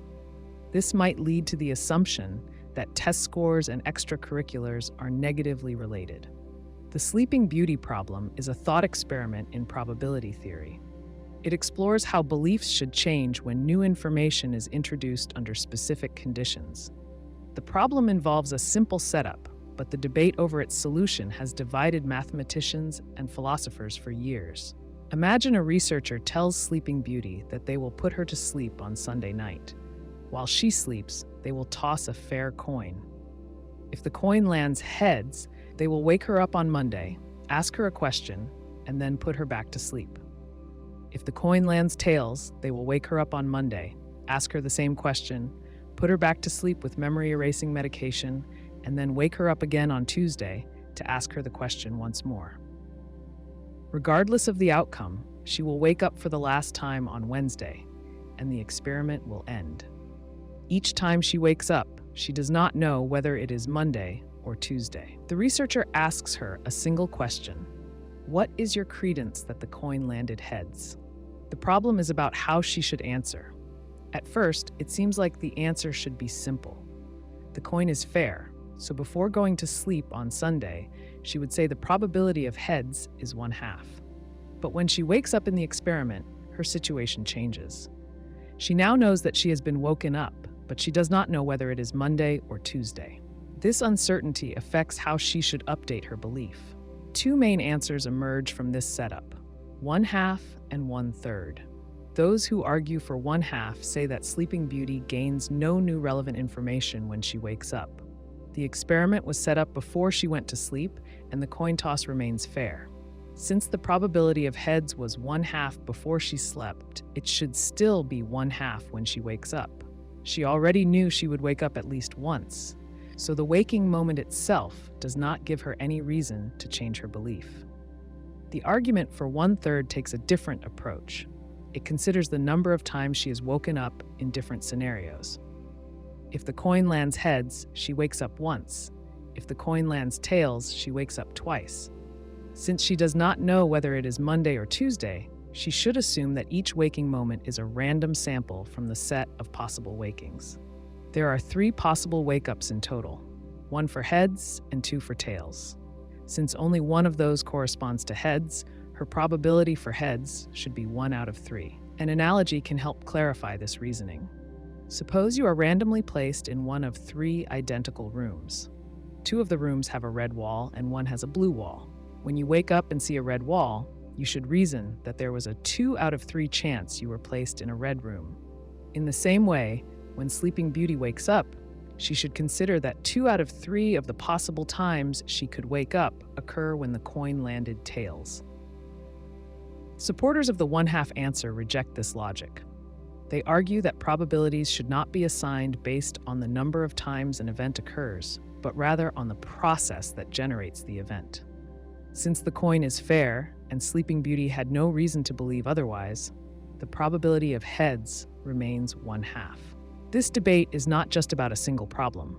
It touches on how probability should be interpreted. The 1/2 answer follows a classical view of probability, where chances are based on the fundamental properties of the process. The 1/3 answer follows a frequency-based view, where chances depend on how often an event occurs in repeated trials. To see why this distinction matters, consider another version of the experiment. Suppose the researcher changes the setup so that if the coin lands tails, they wake Sleeping Beauty 100 times instead of twice. The logic of the 1/3 argument would then suggest that the probability of heads is 1 in 101, because there would be 100 wakings for tails and 1 waking for heads. This feels counterintuitive to some, as it suggests that changing how often an event is observed can change the probability of the event itself. Another way to think about the problem is by imagining an outside observer. Suppose a friend is watching the experiment from the outside and knows when the coin lands heads or tails. This friend sees that heads happens in half of the trials and tails happens in half. From their perspective, the chance that the coin landed heads is clearly 1/2. But Sleeping Beauty's experience is different. She does not see the full experiment. She only sees the waking moments, and those are influenced by the number of times she is woken up. This difference in perspective is key to why the problem is so debated. Probability is not just about counting outcomes. It is about how information changes beliefs. Sleeping Beauty has different information than an outside observer, and that makes her perspective unique. Some philosophers argue that this problem reveals deeper issues in how probability is used in real-world scenarios. Many situations involve repeated observations under different conditions, much like Sleeping Beauty's multiple wake-ups. If someone sees an event happening more often, they might assume it is more likely, even when that assumption is incorrect. This issue appears in medicine, finance, and psychology, where sampling bias can lead people to incorrect conclusions about likelihoods. For example, consider a study on a new drug. If researchers test the drug on different patients, but only record data from patients who return for follow-up visits, they may overestimate how well the drug works. Patients who experience negative effects might be less likely to return, just like how Sleeping Beauty is more likely to wake up under certain conditions. This selection bias can create misleading results. Another application appears in gambling. Casinos use similar probability distortions to influence player behavior. A slot machine that celebrates small wins with lights and sounds might make players think they are winning more often than they actually are. Even though the probability of winning has not changed, the way the wins are distributed across multiple plays changes how the player perceives the odds. The Sleeping Beauty problem also connects to philosophy. It raises questions about what it means to know something when memory and awareness are limited. If someone wakes up without remembering past events, should they treat each moment as new? Or should they consider the full history, even if they do not remember it? This question is relevant in discussions about artificial intelligence, memory loss, and consciousness. Some researchers extend this idea to decision-making under uncertainty. If someone knows they will face the same choice multiple times but will not remember past decisions, how should they act? The answer could influence strategies in economics, game theory, and even artificial intelligence algorithms that operate under limited memory. Mathematicians continue to study the Sleeping Beauty problem because it highlights fundamental differences in how probability is interpreted. While some problems have clear answers, this one remains open to debate. The disagreement is not just about numbers, but about what probability truly represents. Is it a measure of how often something happens, or is it a fundamental property of an event? The answer depends on how one views probability itself.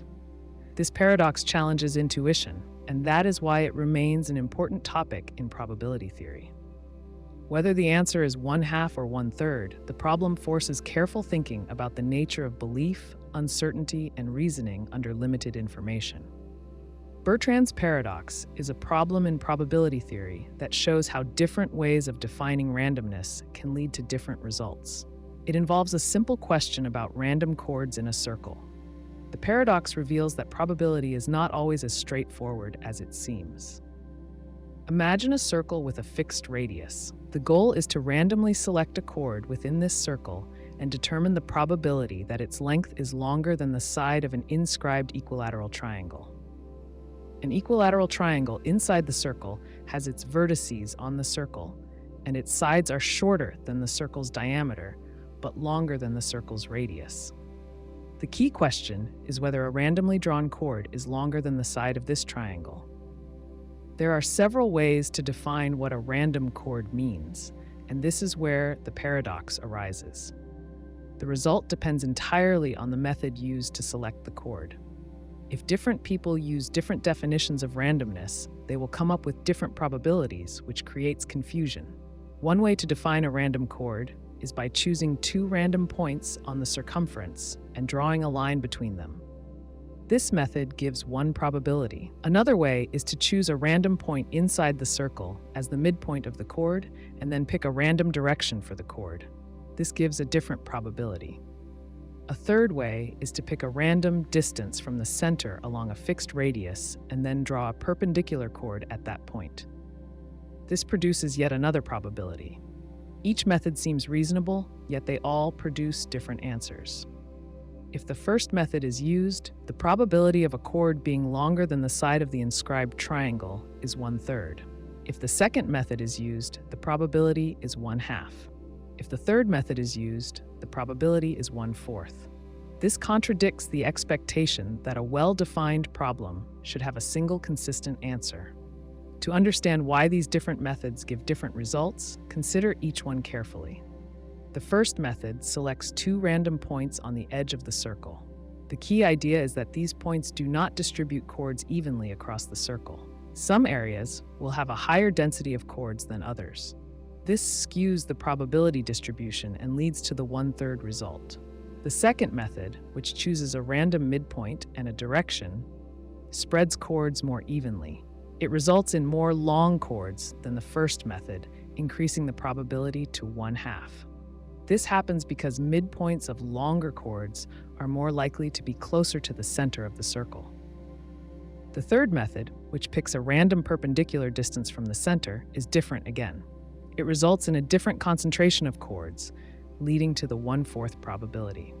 This happens because selecting midpoints based on distance creates a distribution where shorter chords are more common.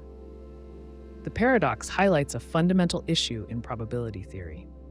Probability depends not only on the event itself, but also on the method used to define randomness. This has implications in many fields, including physics, statistics, and philosophy. It shows that problems involving randomness require clear definitions. A practical example of this paradox appears in real-world physics.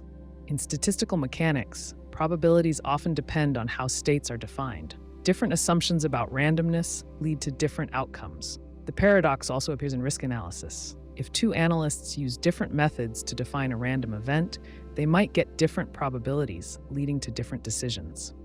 Another place this paradox appears is in geometry and computer simulations. If a program needs to simulate random chords in a circle, the results will vary depending on the method used. This can create inconsistencies in simulations that rely on random sampling. Understanding Bertrand's paradox requires recognizing that randomness is not always absolute. Definitions matter. The way a problem is framed can change its outcome. This paradox serves as a reminder that probability can be tricky, even in simple scenarios.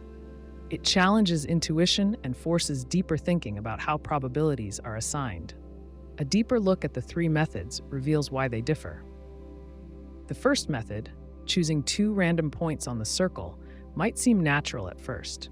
However, it does not produce a uniform distribution of chords. Some regions of the circle have more chords than others.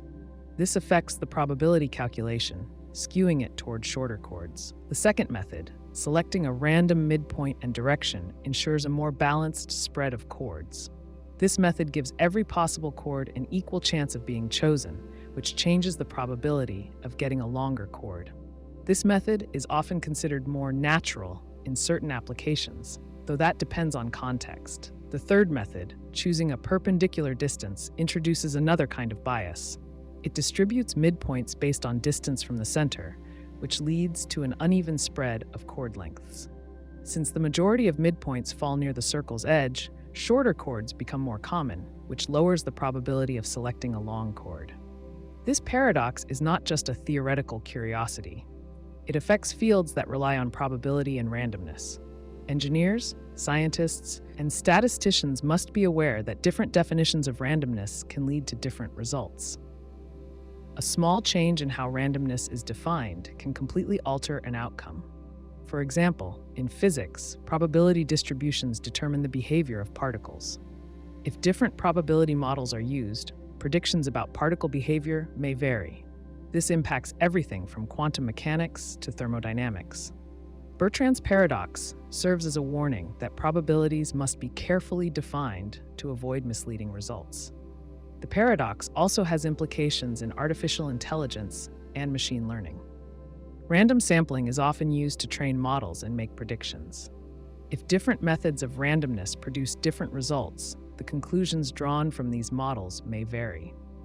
Understanding the nature of probability is essential to ensure accuracy in data-driven decisions. A practical demonstration of Bertrand's paradox can be done through simple computer simulations.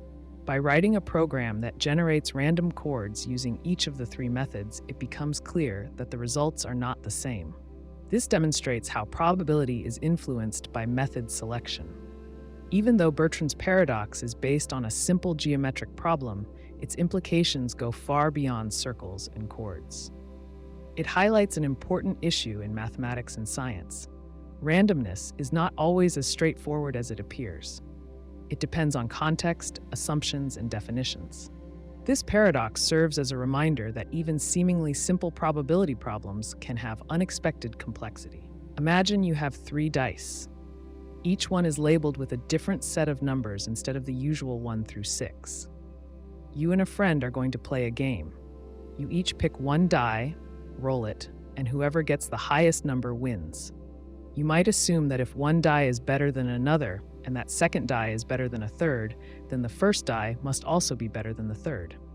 That seems obvious.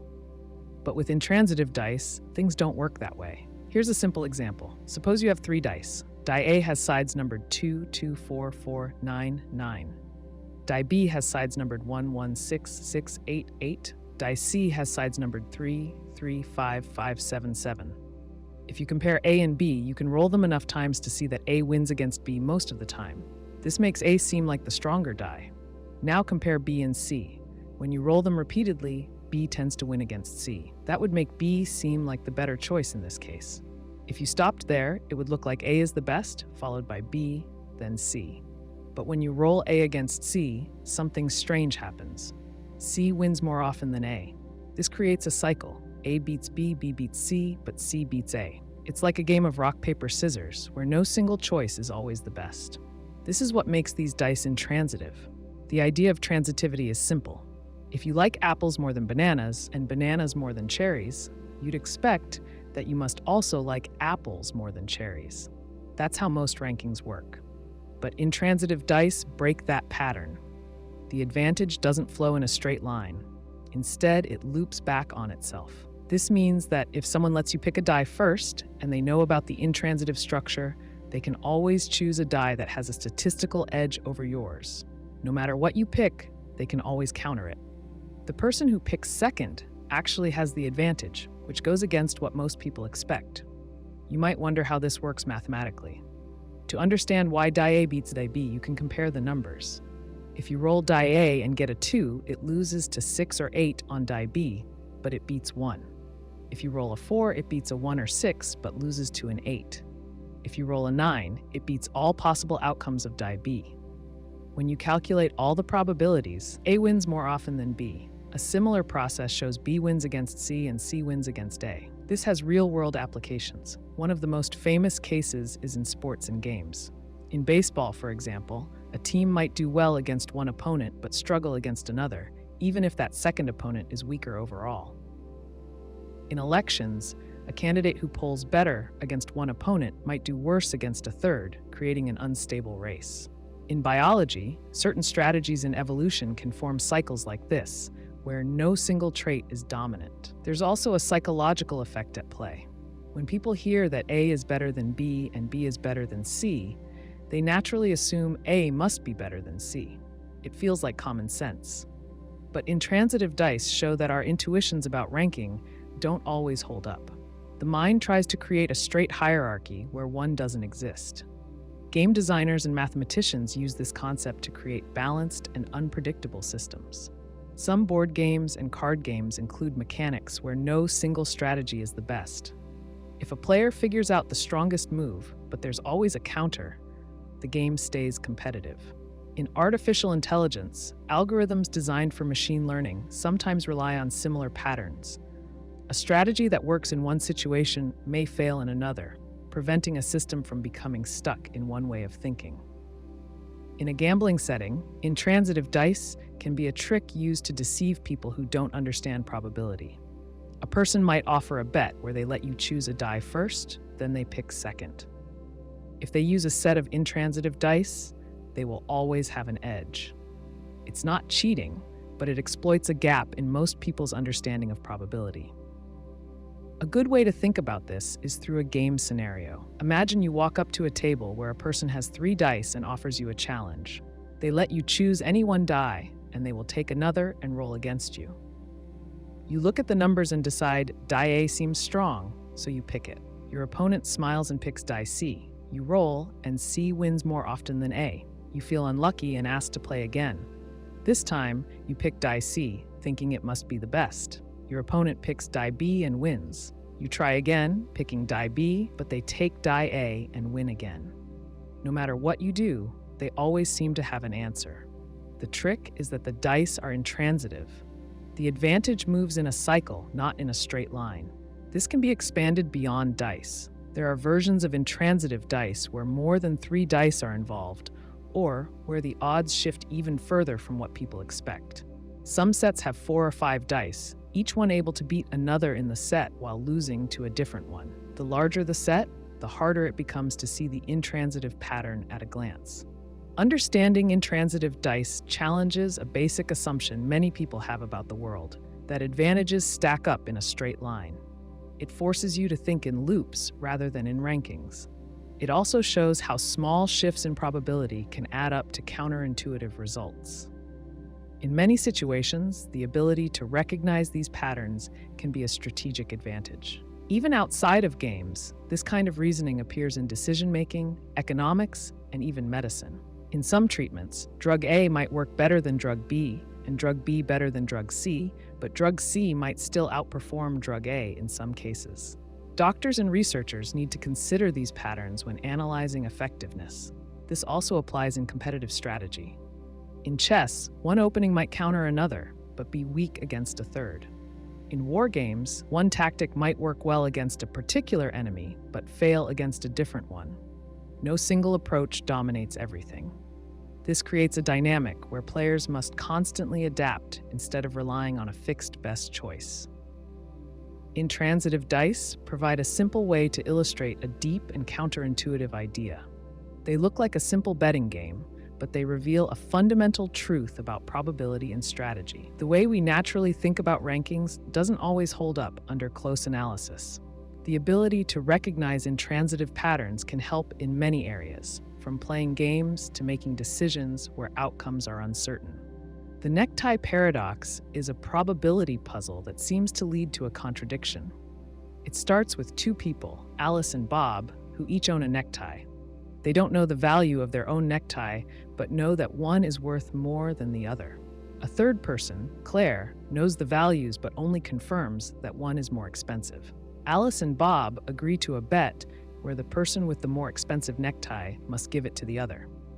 Bob tries to analyze whether this bet is fair. He considers 2 possible cases. First, if his necktie is the cheaper one, he will give it away and receive a more expensive necktie.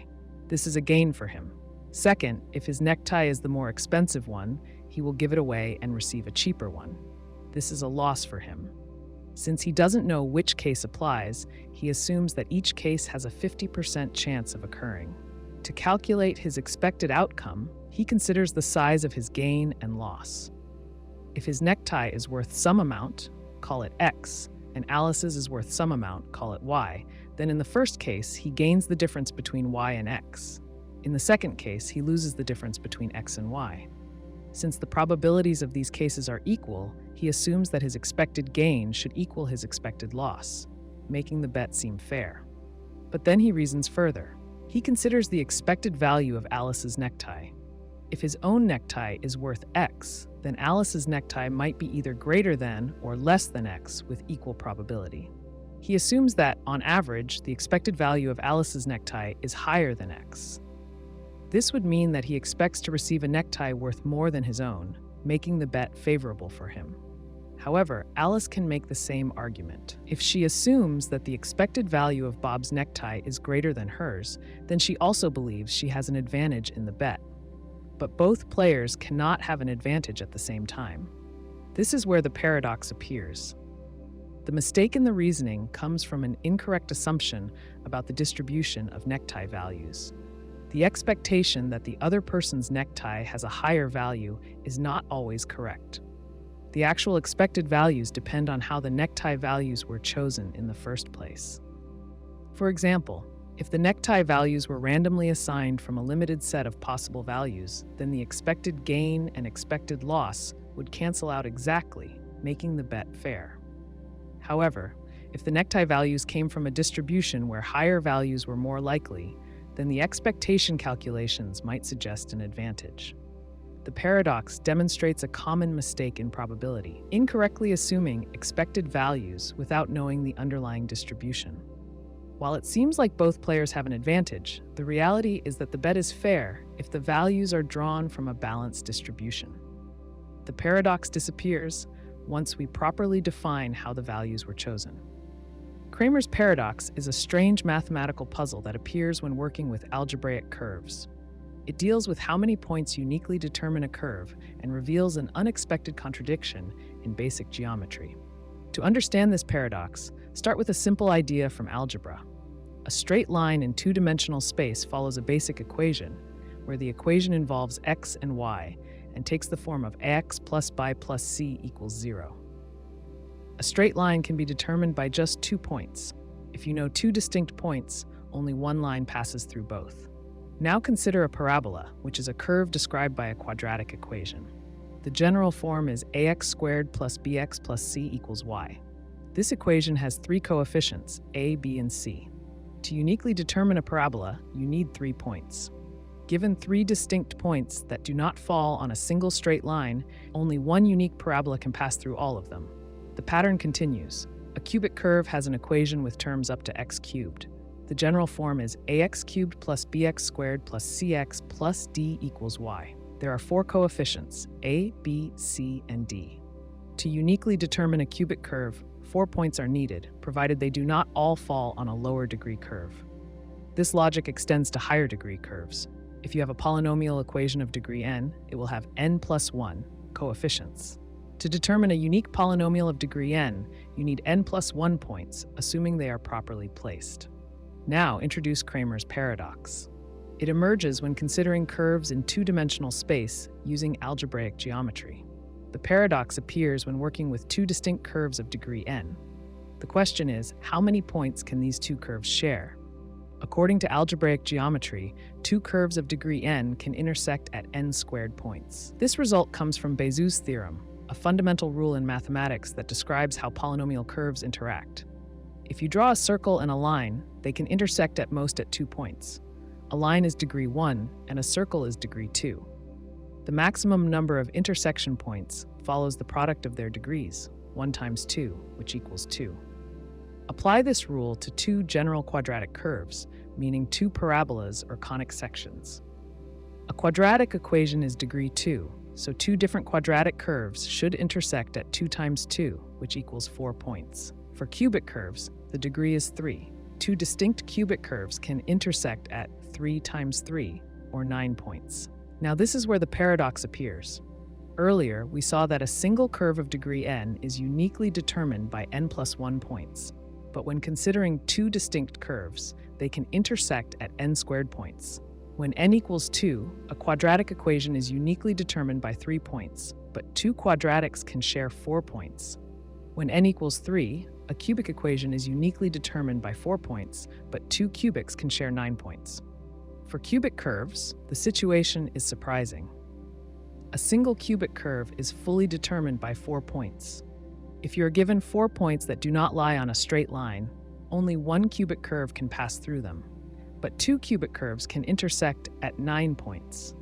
This suggests that if you are given 9 points, you could have 2 different cubic curves that pass through all of them, contradicting the idea that a cubic curve should be uniquely determined by 4 points. The source of the paradox lies in hidden assumptions about general curves. Not every set of 9 points allows for 2 different cubic curves to pass through all of them. Some special cases lead to what is known as degeneracy. Certain arrangements of 9 points force the 2 cubic curves to coincide, making them effectively the same curve. However, the paradox remains intriguing because it suggests a contradiction in how curves should behave. To see this paradox in action, imagine a set of 9 distinct points randomly scattered on a plane. You want to find a cubic equation that passes through all of them. According to our earlier logic, a cubic equation should only require 4 points for unique determination. Yet the presence of 2 different cubic curves suggests an inconsistency. If you solve for a cubic equation passing through these 9 points, you might find 2 different solutions instead of 1. The reason why this happens is that cubic curves are more flexible than they initially seem. Unlike straight lines or parabolas, cubic curves can have more complex shapes, including loops or inflection points. Because of this flexibility, they can sometimes accommodate multiple solutions when intersecting another cubic curve. Cramer's paradox has an interesting history in mathematics. It was first noticed by the Swiss mathematician Gabriel Cramer in the 18th century. At the time, algebraic geometry was not fully developed, so the contradiction puzzled mathematicians. Later, deeper studies in geometry and projective space helped clarify the issue. The resolution lies in understanding the difference between general and special cases. While 2 cubic curves can intersect at 9 points, those 9 points must be chosen carefully. In most cases, the 2 curves will collapse into 1.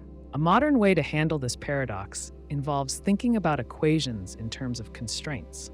A cubic equation has 4 degrees of freedom, meaning 4 independent parameters control its shape. If you impose 4 conditions, such as passing through 4 points, you fully determine a unique cubic equation. But when you introduce a second cubic curve, the number of shared intersection points increases. The equation system becomes overdetermined, leading to the illusion of multiple solutions. This paradox is not just a theoretical curiosity. It has applications in various fields of mathematics, particularly in algebraic geometry and computational modeling. When working with curves in computer graphics, physics, or engineering, understanding intersection properties is crucial.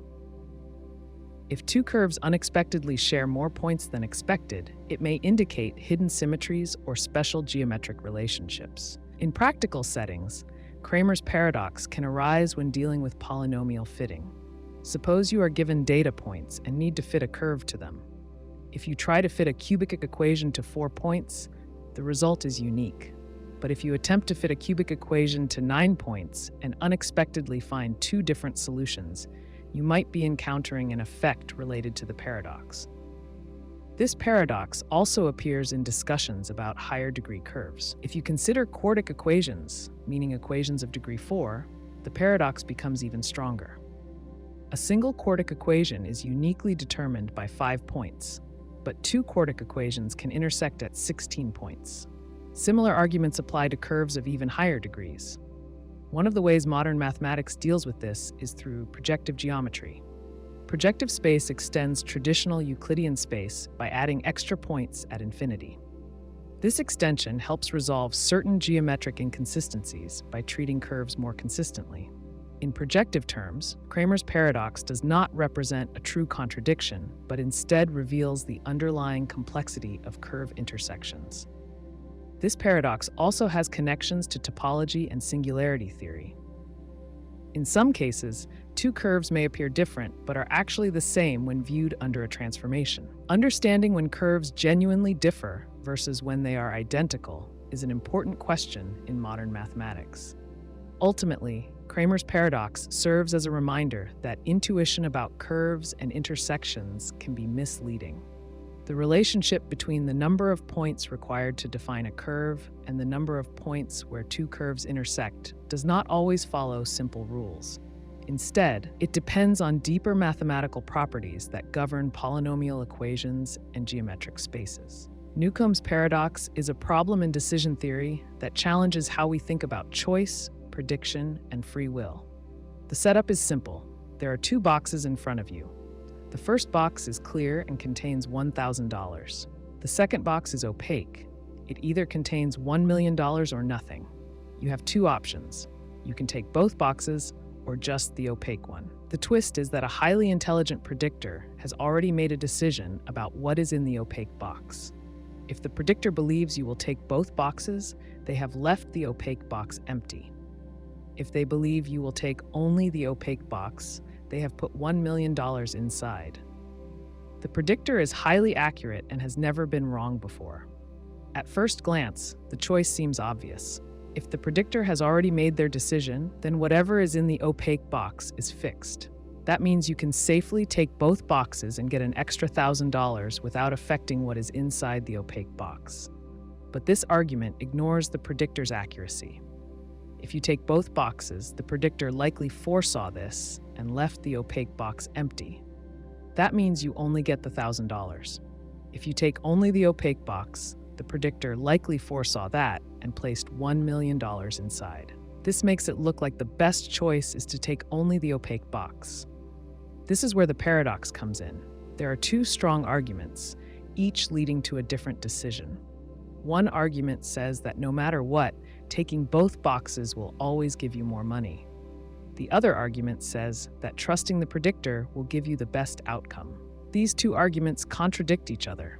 To break this down further, let's consider the logic behind each choice. The first argument follows what is called dominance reasoning. It says that no matter what, taking both boxes will always give you more than taking just one. If the opaque box is empty, taking both gets you $1,000 instead of nothing. If the opaque box has $1 million, taking both gets you $1,001,000 instead of just $1 million. Under this logic, taking both boxes is always the better option. The second argument follows what is called expected utility reasoning. It focuses on probabilities and past evidence. The predictor has always been correct in the past. If you take only the opaque box, history suggests that you will almost certainly get $1 million. If you take both, history suggests that you will get only $1,000. Since $1 million is much greater than $1,000, this reasoning says you should take only the opaque box. This paradox exposes a fundamental question in decision-making. Should you base your choice on fixed outcomes, or should you account for how your decision is predicted? This is a clash between determinism and free will. If the predictor is always right, does that mean your choice is already determined? If your choice is already determined, do you really have a choice at all? Imagine a simpler version of this problem. Suppose a friend tells you they can perfectly predict whether you will eat an apple or a banana. They have done this 100 times without fail. Now, they place two covered plates in front of you. One contains an apple and the other contains nothing. They tell you that if they predicted you would take the apple, then that plate has an apple. If they predicted you would take the banana, then both plates are empty. You now have a choice. If you try to outsmart them and take the banana, you will get nothing. If you trust them and take the apple, you will get an apple. In this case, it makes sense to trust the predictor. But what if the stakes are higher? What if, instead of an apple, it was a life-changing amount of money? Newcomb's paradox has been debated by philosophers, economists, and mathematicians. Some argue that the best choice is always to take only the opaque box. They say that the predictor's track record means you should trust their judgment. Others argue that you should always take both boxes because the predictor's decision has already been made, and nothing can change what is inside the opaque box. Both sides claim logical consistency, yet they arrive at opposite conclusions. One way to analyze this is through game theory. Imagine a player facing a highly accurate opponent. If the opponent can predict their moves, then the best strategy is to behave in a way that maximizes expected gains based on the opponent's past accuracy. In this case, that means taking only the opaque box. However, traditional game theory suggests that the best move in a one-time decision is always to take both boxes, since the opponent's move is already locked in. This paradox also relates to free will. If the predictor is perfect, then your choice is already known. That suggests you never had a real choice to begin with. But from your perspective, you are actively making a decision in the moment. This creates a conflict between determinism and the illusion of free choice. To add another layer, imagine a version of this paradox where the predictor is a supercomputer analyzing every detail about you. It looks at your past decisions, your brain activity, and your thought patterns. It uses this data to make an accurate prediction. In this case, the predictor is not magic. It is simply using logic and information. Yet the paradox remains. The better the predictor, the stronger the argument for taking only the opaque box. Now consider an alternative perspective. Suppose you believe in randomness. What if you flip a coin to decide which box to take? This introduces uncertainty into the system. If the predictor is perfect, then they must have predicted your coin flip outcome. If they can do that, then flipping a coin does not actually add randomness. If they cannot predict it, then the paradox breaks down because the predictor is no longer perfect. This paradox has practical implications. It applies to artificial intelligence, economics, and even everyday decision-making. If a system can predict human behavior with high accuracy, should people make choices based on that prediction? If an AI can forecast market trends, should investors rely on it completely? If a government can predict crime, should they act before a crime happens? These questions mirror the structure of Newcomb's paradox. Newcomb's paradox also ties into quantum mechanics. In physics, the idea of observation affecting reality is a key concept. If a quantum system is measured, its state changes. Similarly, in the paradox, the act of making a decision seems to influence what is already in the box. Some physicists and philosophers see a connection between this paradox and the nature of time, probability, and causality. Despite decades of discussion, no definitive answer exists. Some people take both boxes. Some take only the opaque box. Some argue that the paradox itself is flawed because real-world predictors can never be perfect. Others embrace it as a fundamental problem in human reasoning. If a highly intelligent being told you that they had already predicted your choice, what would you do? If you try to trick them, they have already predicted that. If you trust them, they have already predicted that too. This is what makes Newcomb's paradox so fascinating. It is not just about money or logic. It is about how we define choice, belief, and rationality. The potato paradox is a simple yet surprising mathematical problem that plays with percentages in a way that can seem counterintuitive. The setup is straightforward. Imagine a farmer who has 100 kilograms of potatoes. These potatoes are not completely dry. They contain water. Specifically, they are made up of 99% water and only 1% solid matter.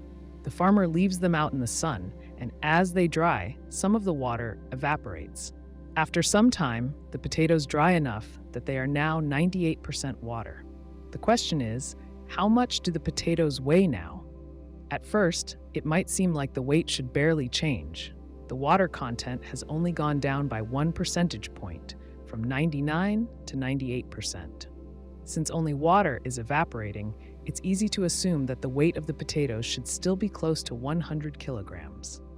But when you actually work through the math, the result is surprising. To break it down, start with what is known. The potatoes originally weigh 100 kilograms. Out of this, 99% is water, which means that the actual solid matter, the part of the potatoes that is not water, weighs 1% of the total. Since 1% of 100 is 1 kilogram, this means that the farmer's potatoes contain 1 kilogram of solid matter and 99 kilograms of water. Now, when the potatoes dry, they become 98% water. The key to solving the problem is to realize that the solid matter does not change in weight. The only thing that decreases is the water content. So after drying, the potatoes still have 1 kilogram of solid matter, but the total weight is now different. At this point, think of the total weight of the potatoes as a sum of solid matter and water. If the solid matter remains 1 kilogram and the new water percentage is 98%, then that 1 kilogram of solid matter must now make up 2% of the total weight. To find the new total weight, set up a proportion. If 1 kilogram represents 2% of the total weight, then the total weight must be 50 kilograms. This means that after drying, the potatoes weigh only 50 kilograms, even though their water content only dropped by 1 percentage point. This result feels unintuitive because small percentage changes in high values can cause large shifts in the absolute amount of something. The mistake that many people make when thinking through this problem is assuming that the percentage change is absolute rather than relative. Dropping from 99% to 98% does not mean that only 1% of the water was lost. Instead, it means that the proportion of solid matter to the total has doubled. Since the solid matter started at 1 kilogram and remains unchanged, the weight of water has to adjust so that 1 kilogram is exactly 2% of the final weight. That forces the total weight to be 50 kilograms. A helpful way to see why this happens is to imagine a more extreme case. Suppose that instead of drying to 98% water, the potatoes dried all the way to 50% water. That would mean that the 1 kilogram of solid matter would have to be exactly 50% of the total weight. In this case, the total weight would need to be 2 kilograms, because 1 kilogram is half of 2 kilograms. That means 99 kilograms of water would have evaporated. The further the percentage of water drops, the more the weight of the potatoes falls. This problem is an example of how people often misinterpret percentages, especially when they involve large differences in scale. It also shows how thinking in absolute terms can lead to errors when dealing with proportions. At first, it seems like reducing the water content by 1 percentage point should have only a small effect. But since the remaining solid matter makes up a bigger percentage of the whole, the total weight drops much more than expected. This type of thinking is common in real-world situations. It appears in areas like nutrition, finance, and chemistry, where percentage changes can have effects that seem much larger or smaller than expected. For example, if a food product is reduced in fat from 1% to 0.5%, that might seem like a small change. But in reality, the fat content has been cut in half. Similarly, in finance, a 1% increase in interest rates can have a much bigger effect on a long-term investment than a 1% increase in the price of an item at the store. Another way to see this paradox in action is to think about the same problem with a different starting point. Suppose a farmer has 100 kilograms of potatoes that are 90% water instead of 99%. In this case, the solid matter makes up 10% of the total weight, which means there are 10 kilograms of solid matter. If the potatoes dry to 80% water, then the solid matter now makes up 20% of the total weight. Since 10 kilograms must be 20% of the new total, the total weight must be 50 kilograms. This follows the same pattern as the original problem. Thinking about this problem in different ways can help develop an intuition for how percentages work. A key insight is that the percentage of solid matter compared to total weight increases quickly when water content drops. When water makes up most of an object's weight, even a small decrease in water can lead to a large overall weight loss. This is because the solid matter stays the same while the total weight shrinks, forcing the solid matter to take up a larger share. This kind of reasoning is useful in many situations beyond just potatoes. In biology, for instance, body composition measurements use similar percentage calculations. If a person loses weight, their body fat percentage changes based on the amount of fat and lean mass they retain. A small loss of water weight can have a noticeable effect on the percentage of body fat, even if the actual fat mass has not changed much. In engineering, percentage reductions in weight or material can have significant effects on the structural integrity of a design. Understanding how percentages interact helps engineers make decisions about materials and weight distribution. The potato paradox is a simple but effective way to highlight these ideas. The surprising result makes it a useful teaching tool for discussing how relative and absolute changes differ. It also encourages people to think more carefully about percentages and how they apply to real-world problems.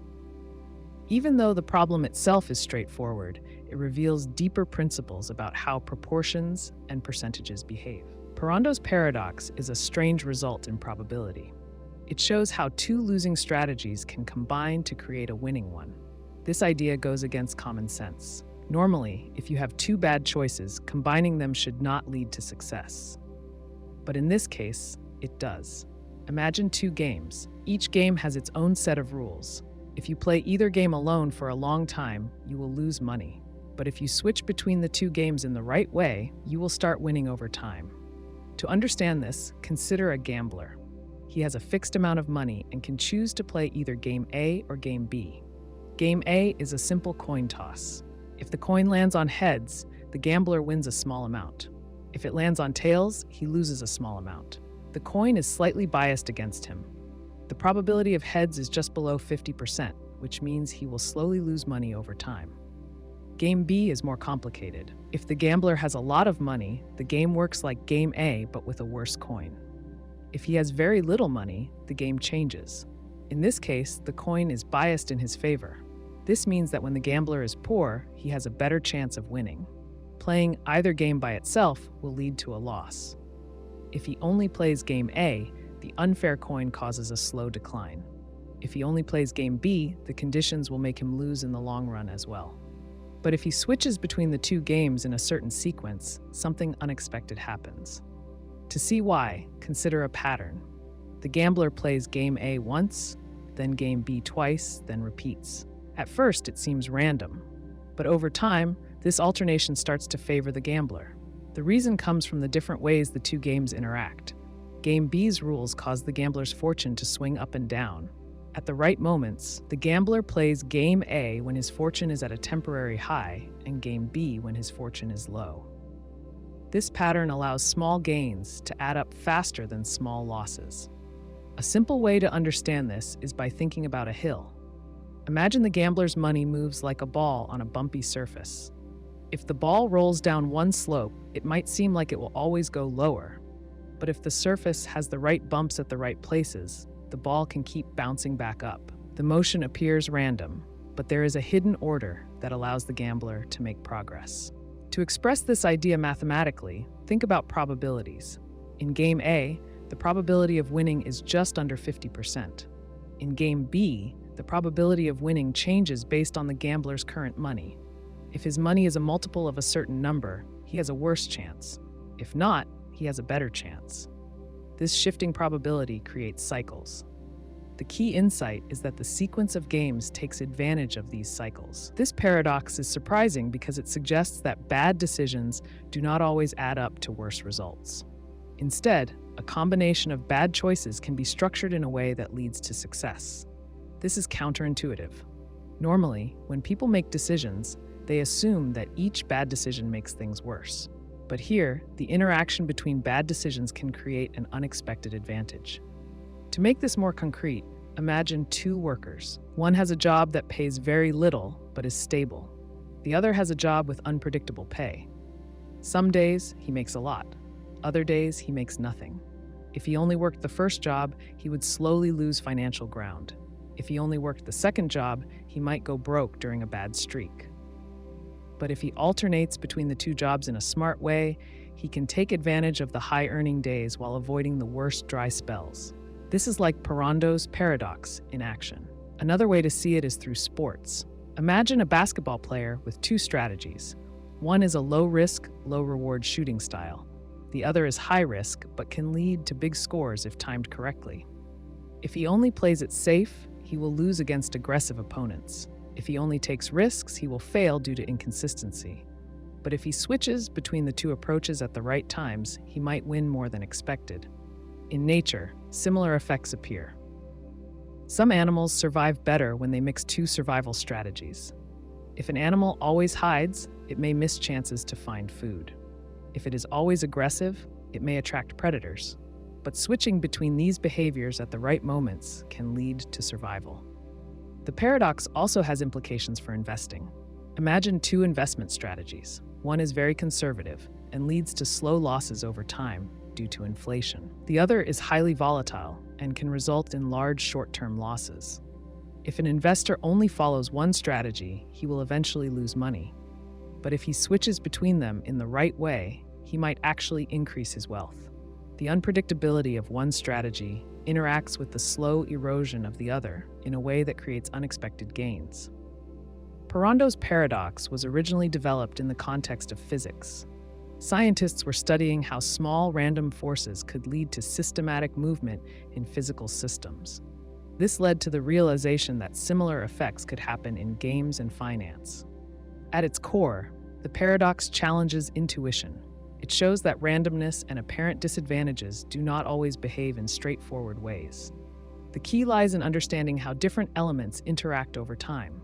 In many situations, people assume that if each step is bad, the total outcome must also be bad. Parrondo's paradox proves that this is not always true. Sometimes, the way bad steps interact can create a hidden advantage. This idea is useful beyond games and finance. It can apply to decision-making in general. People often avoid risks entirely, assuming that any risk is harmful. But in some cases, taking calculated risks in a structured way can lead to better results than complete avoidance. The paradox also relates to business. A company might have two failing products. Each one loses money on its own. But by alternating between them or combining their features, the company might find a way to create a profitable product. The key is to recognize patterns and use them strategically. A final way to understand the paradox is to think about waves. Imagine a surfer trying to ride waves that are too weak on their own. If he only rides one type of weak wave, he will never get far. But if he catches waves in a way that uses their combined motion, he can go further than expected. Parrondo's paradox shows that in some situations, losing strategies do not always lead to losing outcomes. By structuring losses in the right way, it is possible to turn them into a winning advantage. This challenges the idea that all negative actions must add up to failure. Instead, it suggests that the way losses interact is just as important as the losses themselves. Gabriel's horn is a paradox in mathematics that comes from a strange property of an infinite shape. The shape looks like a trumpet or a horn, which is why it has that name. It extends infinitely in one direction, growing narrower and narrower as it stretches away. The paradox appears when you try to calculate two things about this shape: its surface area and its volume. One of these turns out to be finite, while the other is infinite, which seems impossible at first. To understand why this happens, you need to imagine the horn as being created by rotating a curve around an axis. The curve in question is the function 1 divided by x, or 1 over x. This function is defined for values of x greater than or equal to 1. If you plot it on a graph, it starts at a height of 1 when x is 1, and then as x increases, the height keeps getting smaller. But no matter how far you go, the height never quite reaches 0. It just keeps decreasing forever. Now, if you take this curve and rotate it around the x-axis, you create a three-dimensional shape. This shape starts with a wide opening at x equals 1 and narrows down infinitely as x moves toward infinity. At first glance, it seems logical to assume that both the surface area and volume of this shape should be either finite or infinite together. But when you do the math, you find something unexpected. To calculate the volume of this shape, you use an integral. The volume of a solid of revolution comes from integrating the area of thin circular slices. Each slice has a radius equal to the function value at that x, which is 1 over x. The area of a circle is pi times the radius squared, so in this case, the area of a thin slice is pi times 1 over x squared. To find the volume, you integrate this expression from x equals 1 to infinity. This integral, when solved, gives a finite number. Specifically, it equals pi. That means the total volume enclosed by this infinitely long horn is a finite amount. If you were to fill the horn with paint, you would only need a finite amount of paint, even though the horn stretches forever. Now you turn to the surface area. The formula for the surface area of a solid of revolution involves a slightly different integral. Instead of squaring the function, it includes a term related to the slope of the curve. When you set up this integral for the surface area of Gabriel's horn, it turns out to be an improper integral that diverges. In simple terms, this means it grows without bound. The result is that the surface area is infinite. Here's where the paradox appears. The horn has an infinite surface area, but a finite volume. If you imagine painting the inside of the horn, you would need an infinite amount of paint to cover the surface, but only a finite amount of paint to fill the horn completely. That seems to contradict itself. How can you have enough paint to fill the horn, but not enough to coat the inside?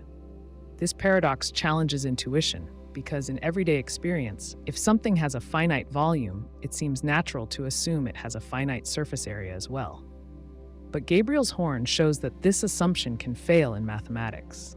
The explanation lies in how the function behaves as it stretches toward infinity. The volume integral decreases quickly enough that it reaches a limit, but the surface area integral does not. A useful way to think about this is to compare it to physical objects. Imagine you have a long sheet of metal that you roll into a cone shape.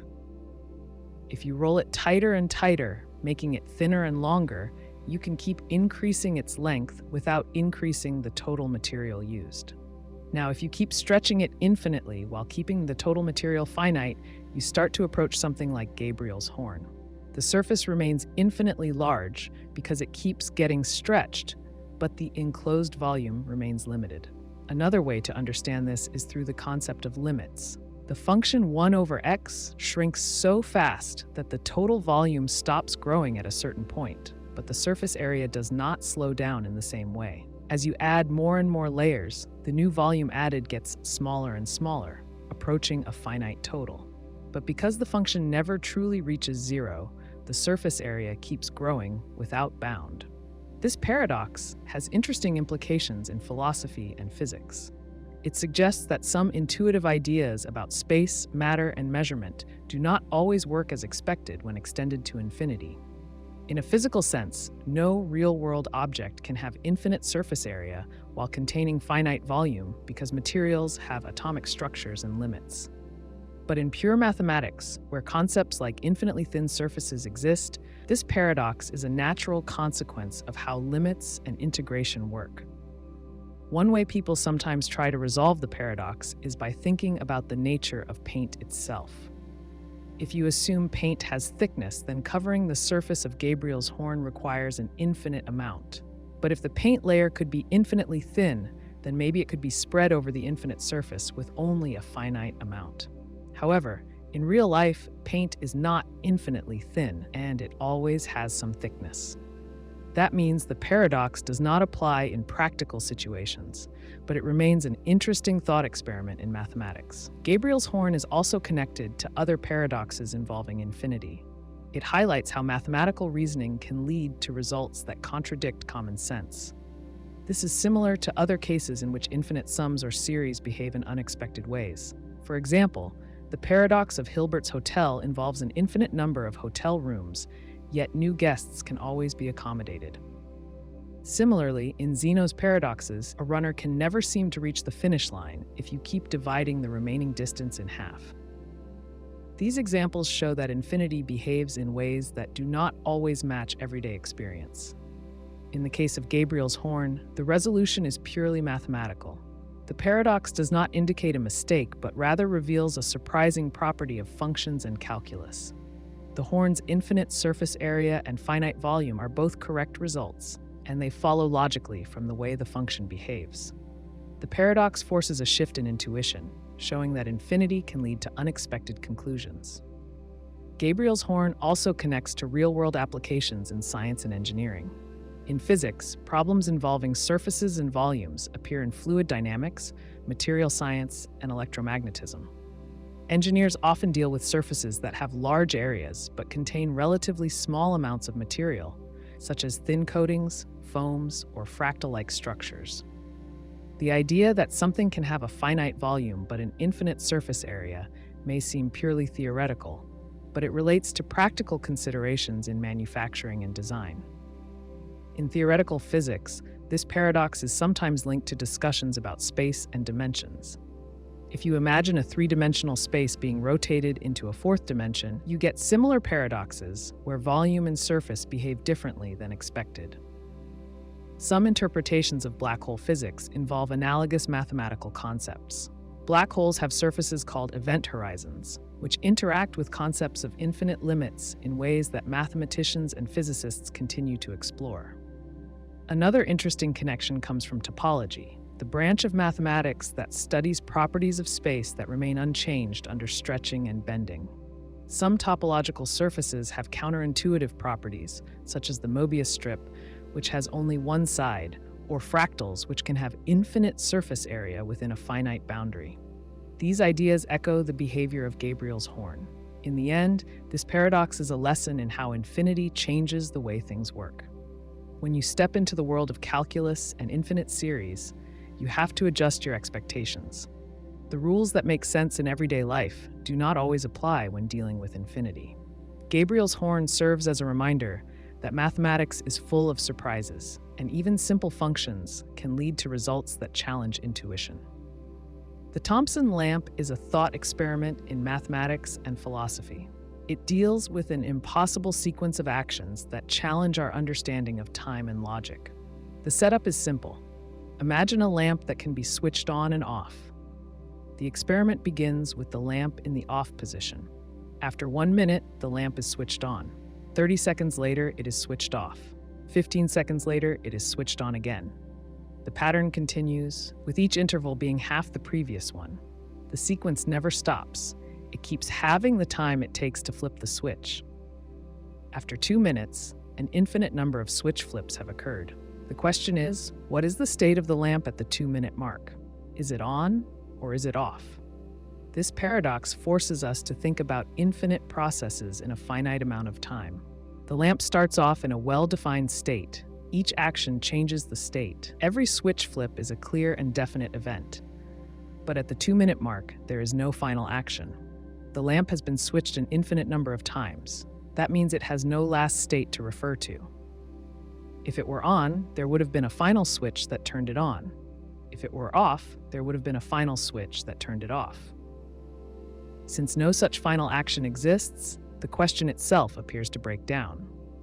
This paradox has roots in Zeno's paradoxes of motion, where an infinite process seems to complete in a finite time.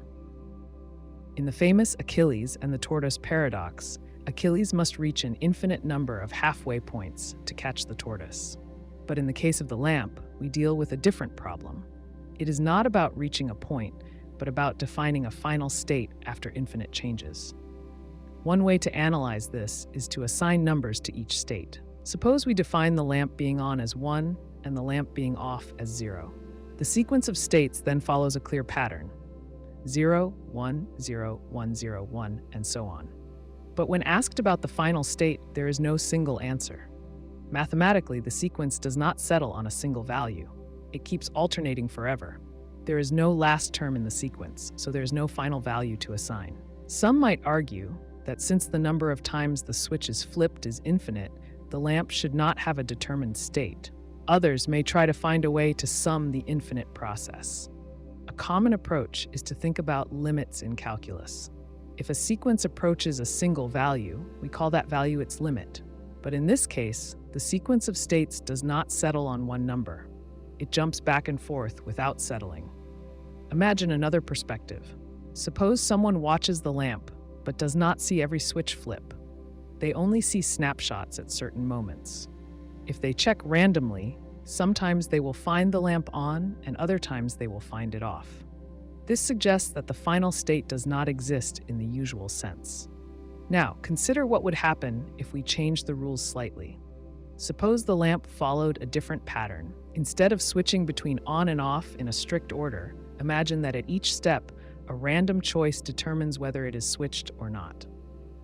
Would the lamp still be in an indeterminate state after 2 minutes? In this case, randomness introduces another layer of complexity, but the fundamental problem remains. The infinite sequence of flips prevents a final answer. Another way to examine this paradox is through real-world limitations. No physical lamp could actually be flipped an infinite number of times in 2 minutes. Electrical components have limits. The switch would wear out. A real lamp cannot change states in 0 time. These practical issues make the paradox impossible in reality. But mathematical paradoxes are not about real-world constraints. They challenge the logical foundations of how we think about sequences, limits, and infinite actions. Consider another example. Suppose a bouncing ball follows a similar pattern. It starts at a certain height and bounces back to half that height each time. The time between bounces follows the same pattern as the Thompson lamp. Each bounce takes half the time of the previous one. After 2 minutes, infinite bounces have occurred. The difference is that we can determine the final position of the ball. It settles on the ground. The bouncing process, unlike the lamp, has a clear stopping point. The problem with the lamp is that there is no natural way to say what happens at the end. Some approaches attempt to resolve this paradox by redefining what it means to complete an infinite sequence. Certain mathematical theories deal with infinite sets and processes in ways that avoid contradictions. One such approach uses supertasks, which refer to a process with an infinite number of steps completed in a finite time. Some philosophers argue that supertasks are impossible because they lead to contradictions, like the Thompson lamp. Another way to approach the problem is through topology, a branch of mathematics that studies space and continuity. In topology, we often study points that a process approaches, even if the process does not reach them in a conventional way. In some interpretations, the final state of the lamp is simply undefined, rather than being either on or off. The paradox also raises questions about time. Normally, we assume that time flows continuously and that each moment follows from the previous one. But if we accept that an infinite sequence of changes happens in 2 minutes, we must reconsider what we mean by the passage of time. Does time allow infinite actions in a finite span? If so, does it make sense to ask about the final moment? One interesting variation of the paradox replaces the lamp with a coin. Suppose a coin is flipped every time the lamp would have been switched. The result is either heads or tails. But at the 2-minute mark, we face the same problem. There is no final flip to determine the result. Unlike the lamp, which seems like it should be in one state or another, the coin introduces randomness. Yet the paradox remains. After an infinite sequence, the result is undefined. Some thinkers argue that paradoxes like this show the limits of our reasoning. Our usual ways of thinking about sequences, time, and physical processes do not apply to infinite cases. Others see it as a challenge to develop new mathematical tools that can handle such cases. One possible solution is to accept that the question itself is ill-formed. Just as asking what is north of the North Pole makes no sense, asking about the final state of the Thompson lamp may not have a meaningful answer. Ultimately, the Thompson lamp is not just about a hypothetical light switch. It forces us to confront deep ideas about infinity, logic, and the nature of time. The paradox remains unresolved because it sits at the boundary of what mathematics and philosophy can describe. Imagine a man named John lying in bed at home. It is midnight, and he is perfectly healthy. But unknown to him, an army of Grim Reapers exists, each assigned a specific time to check on him. The first Grim Reaper will visit at 1 a.m., the second at 12:30 a.m., the third at 12:15 a.m., and so on. Each new Grim Reaper arrives at half the interval of the previous one, getting infinitely close to, but never reaching exactly midnight. Each Reaper has one task. If John is still alive when they arrive, they must end his life instantly. However, if he is already dead, they do nothing and vanish. The problem is simple at first glance. If any Grim Reaper finds John alive, they will act. But with an infinite sequence of them approaching him at ever smaller intervals, something strange happens. No specific Grim Reaper can logically be the one to end John's life. If he were still alive at 1 a.m., the Grim Reaper at that time would do the job. But that assumes he survived all the earlier ones. The Grim Reaper at 12:30 a.m. should have already acted, which means John should not have survived until 1 a.m. However, for the Reaper at 12:30 a.m. to act, the one at 12:15 a.m. should have done it first. This pattern continues infinitely. No matter which Grim Reaper you choose, there was always another one scheduled before it. This means there is no first Grim Reaper to actually take action. If no Grim Reaper acts first, John should still be alive at any given moment. But that contradicts the fact that any Grim Reaper finding him alive must act immediately. John cannot be alive because that would force a Grim Reaper to act, Yet, no Grim Reaper has the opportunity to be the first one to do so. The paradox is that John cannot remain alive, but he also cannot be killed by any specific Reaper. This issue arises from an infinite regress. Normally, in a sequence of events, we can pinpoint the first step that leads to the outcome. But here, every step depends on an earlier step, and there is no starting point. The paradox plays with the limits of time division and causality. When reasoning about finite situations, events follow in a clear order. In this case, time is divided infinitely, leading to contradictions. If the process were finite, there would be a last Grim Reaper responsible for John's fate. But when infinite Grim Reapers are packed into the time before midnight, the logic breaks. To see this paradox another way, consider a countdown clock that starts at 1 minute before midnight. Each second, the time displayed is half the remaining time from the last update. At first, the clock shows 30 seconds, then 15, then 7.5, then smaller and smaller amounts. As time goes on, the updates happen faster and faster. The key question is what happens exactly at midnight. No specific second is the last one before midnight, since every moment is followed by another. The time never quite reaches zero in a conventional way, yet the countdown ends. Similarly, John cannot survive, but no Grim Reaper gets the chance to strike first. This paradox also resembles Zeno's paradoxes, where movement appears impossible due to infinite divisions of time and space. One of Zeno's arguments states that an arrow in flight must first travel half its distance, then half of the remaining distance, and so on infinitely. Since it always has a fraction left to travel, it should never reach its destination. Of course, in reality, the arrow does reach its target because infinite sums can converge to a finite result. But in the Grim Reaper paradox, convergence does not help. Each Grim Reaper has a decisive action to perform, and the logical structure prevents a resolution. A similar problem appears in mathematics when working with infinite sets. Suppose there is an infinite hotel where every room is occupied. A new guest arrives and needs a room. The manager can shift each current guest one room forward. Guest in room 1 moves to room 2, guest in room 2 moves to room 3, and so on. This makes room 1 available. Though it seems impossible at first, infinite arrangements allow counterintuitive solutions. The Grim Reaper paradox, however, shows the opposite effect. Instead of making room, it makes causality break down. There are attempts to resolve the paradox. One approach is to deny the existence of actual infinities in reality. If infinite sequences cannot physically exist, then the setup is impossible, and the problem does not arise.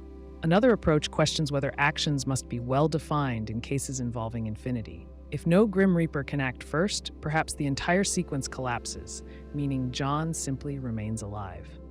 Another possible escape is to change the rule governing the Grim Reapers.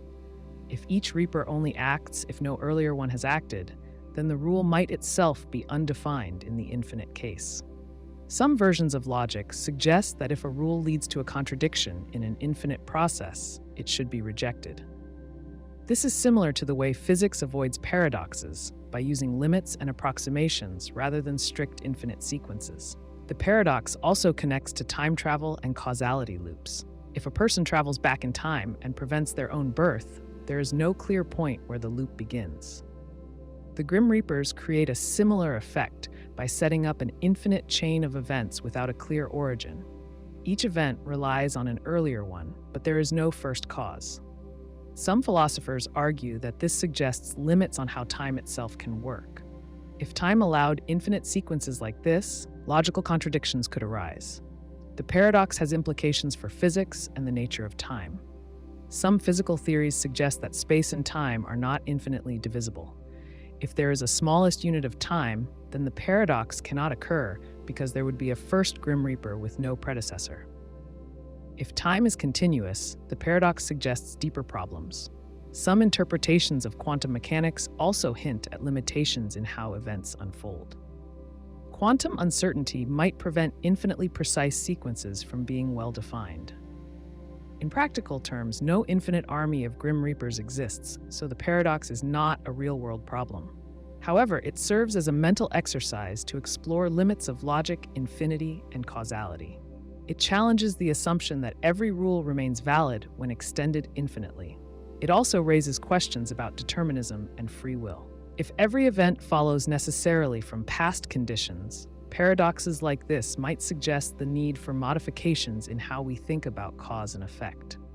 The Grim Reaper paradox remains a challenge for those studying logic, mathematics, and philosophy. It forces reconsideration of infinite sequences and their consequences. It is one of many thought experiments showing how strange things can happen when infinity enters the picture. The paradox suggests that certain setups, even if logically constructed, might be impossible in any real sense. Hooper's paradox is a curious mathematical puzzle that plays with the idea of area. It appears that two shapes fit together perfectly, but when rearranged, they seem to lose or gain space. This paradox challenges our understanding of geometry and measurement, making us question what we assume to be true about space and form. To understand Hooper's paradox, imagine you have a square divided into 4 separate pieces.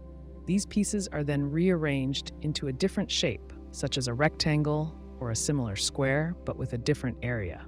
The problem arises because no material is added or removed, yet the total area seems to change. This creates the illusion that space has been lost or gained in the process. The core of this paradox comes from how the pieces fit together. At first glance, they seem to align perfectly, forming a new shape without any gaps or overlaps. But if you examine closely, you will find tiny discrepancies. The new arrangement is not what it appears to be. Small misalignments create a difference in area that is hard to detect, but significant enough to throw off the total measurement. Consider a simple example. Take a square with a side length of 10 units. Its area is 10 multiplied by 10, which gives 100 square units. Now, divide this square into 4 pieces. Suppose you cut along specific diagonal lines, forming a set of triangles and other geometric shapes. When you rearrange these pieces into a different shape, such as a rectangle, you might expect it to have the same area. However, when you multiply its new length by its width, the result is slightly less or more than 100 square units. This difference should be impossible because no material was added or removed. The trick behind Hooper's paradox lies in the precision of the cuts and how the pieces are realigned. The new shape may appear seamless, but in reality, there are minute gaps or overlaps that are almost impossible to see. These small errors accumulate, leading to a mismatch in the final calculation. To explore this further, let's take another example. Suppose you start with a triangle instead of a square. The base measures 13 units, and the height is 5 units. The area of this triangle is 13 multiplied by 5, then divided by 2, giving 32.5 square units. Now, cut this triangle into specific smaller sections and rearrange them into a different form, such as a parallelogram. If you measure the new shape, you might find an unexpected change in area. Again, nothing has been added or removed, yet the numbers don't match. A closer look at the angles and edges reveals the flaw. The human eye assumes perfect alignment when shapes are placed together, but slight variations in slope can create tiny voids or overlaps. If the pieces do not fit perfectly, these errors become the cause of the paradox. The illusion of a changing area arises from these subtle misalignments. Another common version of this paradox appears in puzzles where a large triangle is divided into several smaller shapes. When these smaller pieces are rearranged, they seem to form a new, larger triangle with a missing or extra section. The key to solving this illusion is to analyze the slopes of the individual pieces. If the original shape had a consistent slope, but the rearranged version has a slight irregularity, then the total area will not remain the same. These minor distortions, though hard to spot, explain the apparent change. This paradox is related to the concept of a mathematical fallacy. In some cases, a mistake in reasoning leads to a conclusion that seems correct, but is actually impossible. Hooper's paradox does not rely on arithmetic errors, but rather on geometric misinterpretation. The numbers remain consistent, but the way they are applied creates an illusion. A useful way to think about this is to imagine assembling a jigsaw puzzle. If all the pieces fit together perfectly, you complete the picture. But if one piece is slightly off, a gap or an overlap appears, even if every piece remains the same size. Hooper's paradox operates on a similar principle, where tiny inaccuracies in the fit lead to unexpected results. To break it down even further, Consider a rectangle divided into several pieces that can be rearranged to form a seemingly identical rectangle. If you measure carefully, you may notice that the dimensions are slightly off. The base might be longer, or the height might be shorter, even though all the pieces remain unchanged. The illusion occurs because of small misalignments that accumulate over the entire shape. A simple equation to express this is that the original area is equal to the sum of the areas of the smaller pieces. If one of these smaller sections is adjusted by a fraction of a unit, the total area no longer matches the original. This is not because of arithmetic mistakes, but because of the way the pieces are arranged. Hooper's paradox challenges the assumption that shapes remain consistent when rearranged. It shows that visual perception can be misleading and that small details can have a big impact on calculations. The paradox highlights the importance of precision in measurement and demonstrates how slight errors in alignment can create surprising outcomes. Many similar paradoxes exist in geometry, where figures appear to change in size when repositioned. These puzzles reveal how the brain interprets visual information and why we sometimes see patterns that do not exist. In practical applications, this paradox serves as a reminder that measurements must be exact, and even small variations can lead to incorrect conclusions. Hooper's paradox is an excellent example of how geometry can play tricks on perception. By studying these types of puzzles, we gain a deeper understanding of how shapes and measurements interact. Whether in mathematics, engineering, or everyday problem solving, the lesson remains the same. Always check the details, because even small misalignments can lead to unexpected results.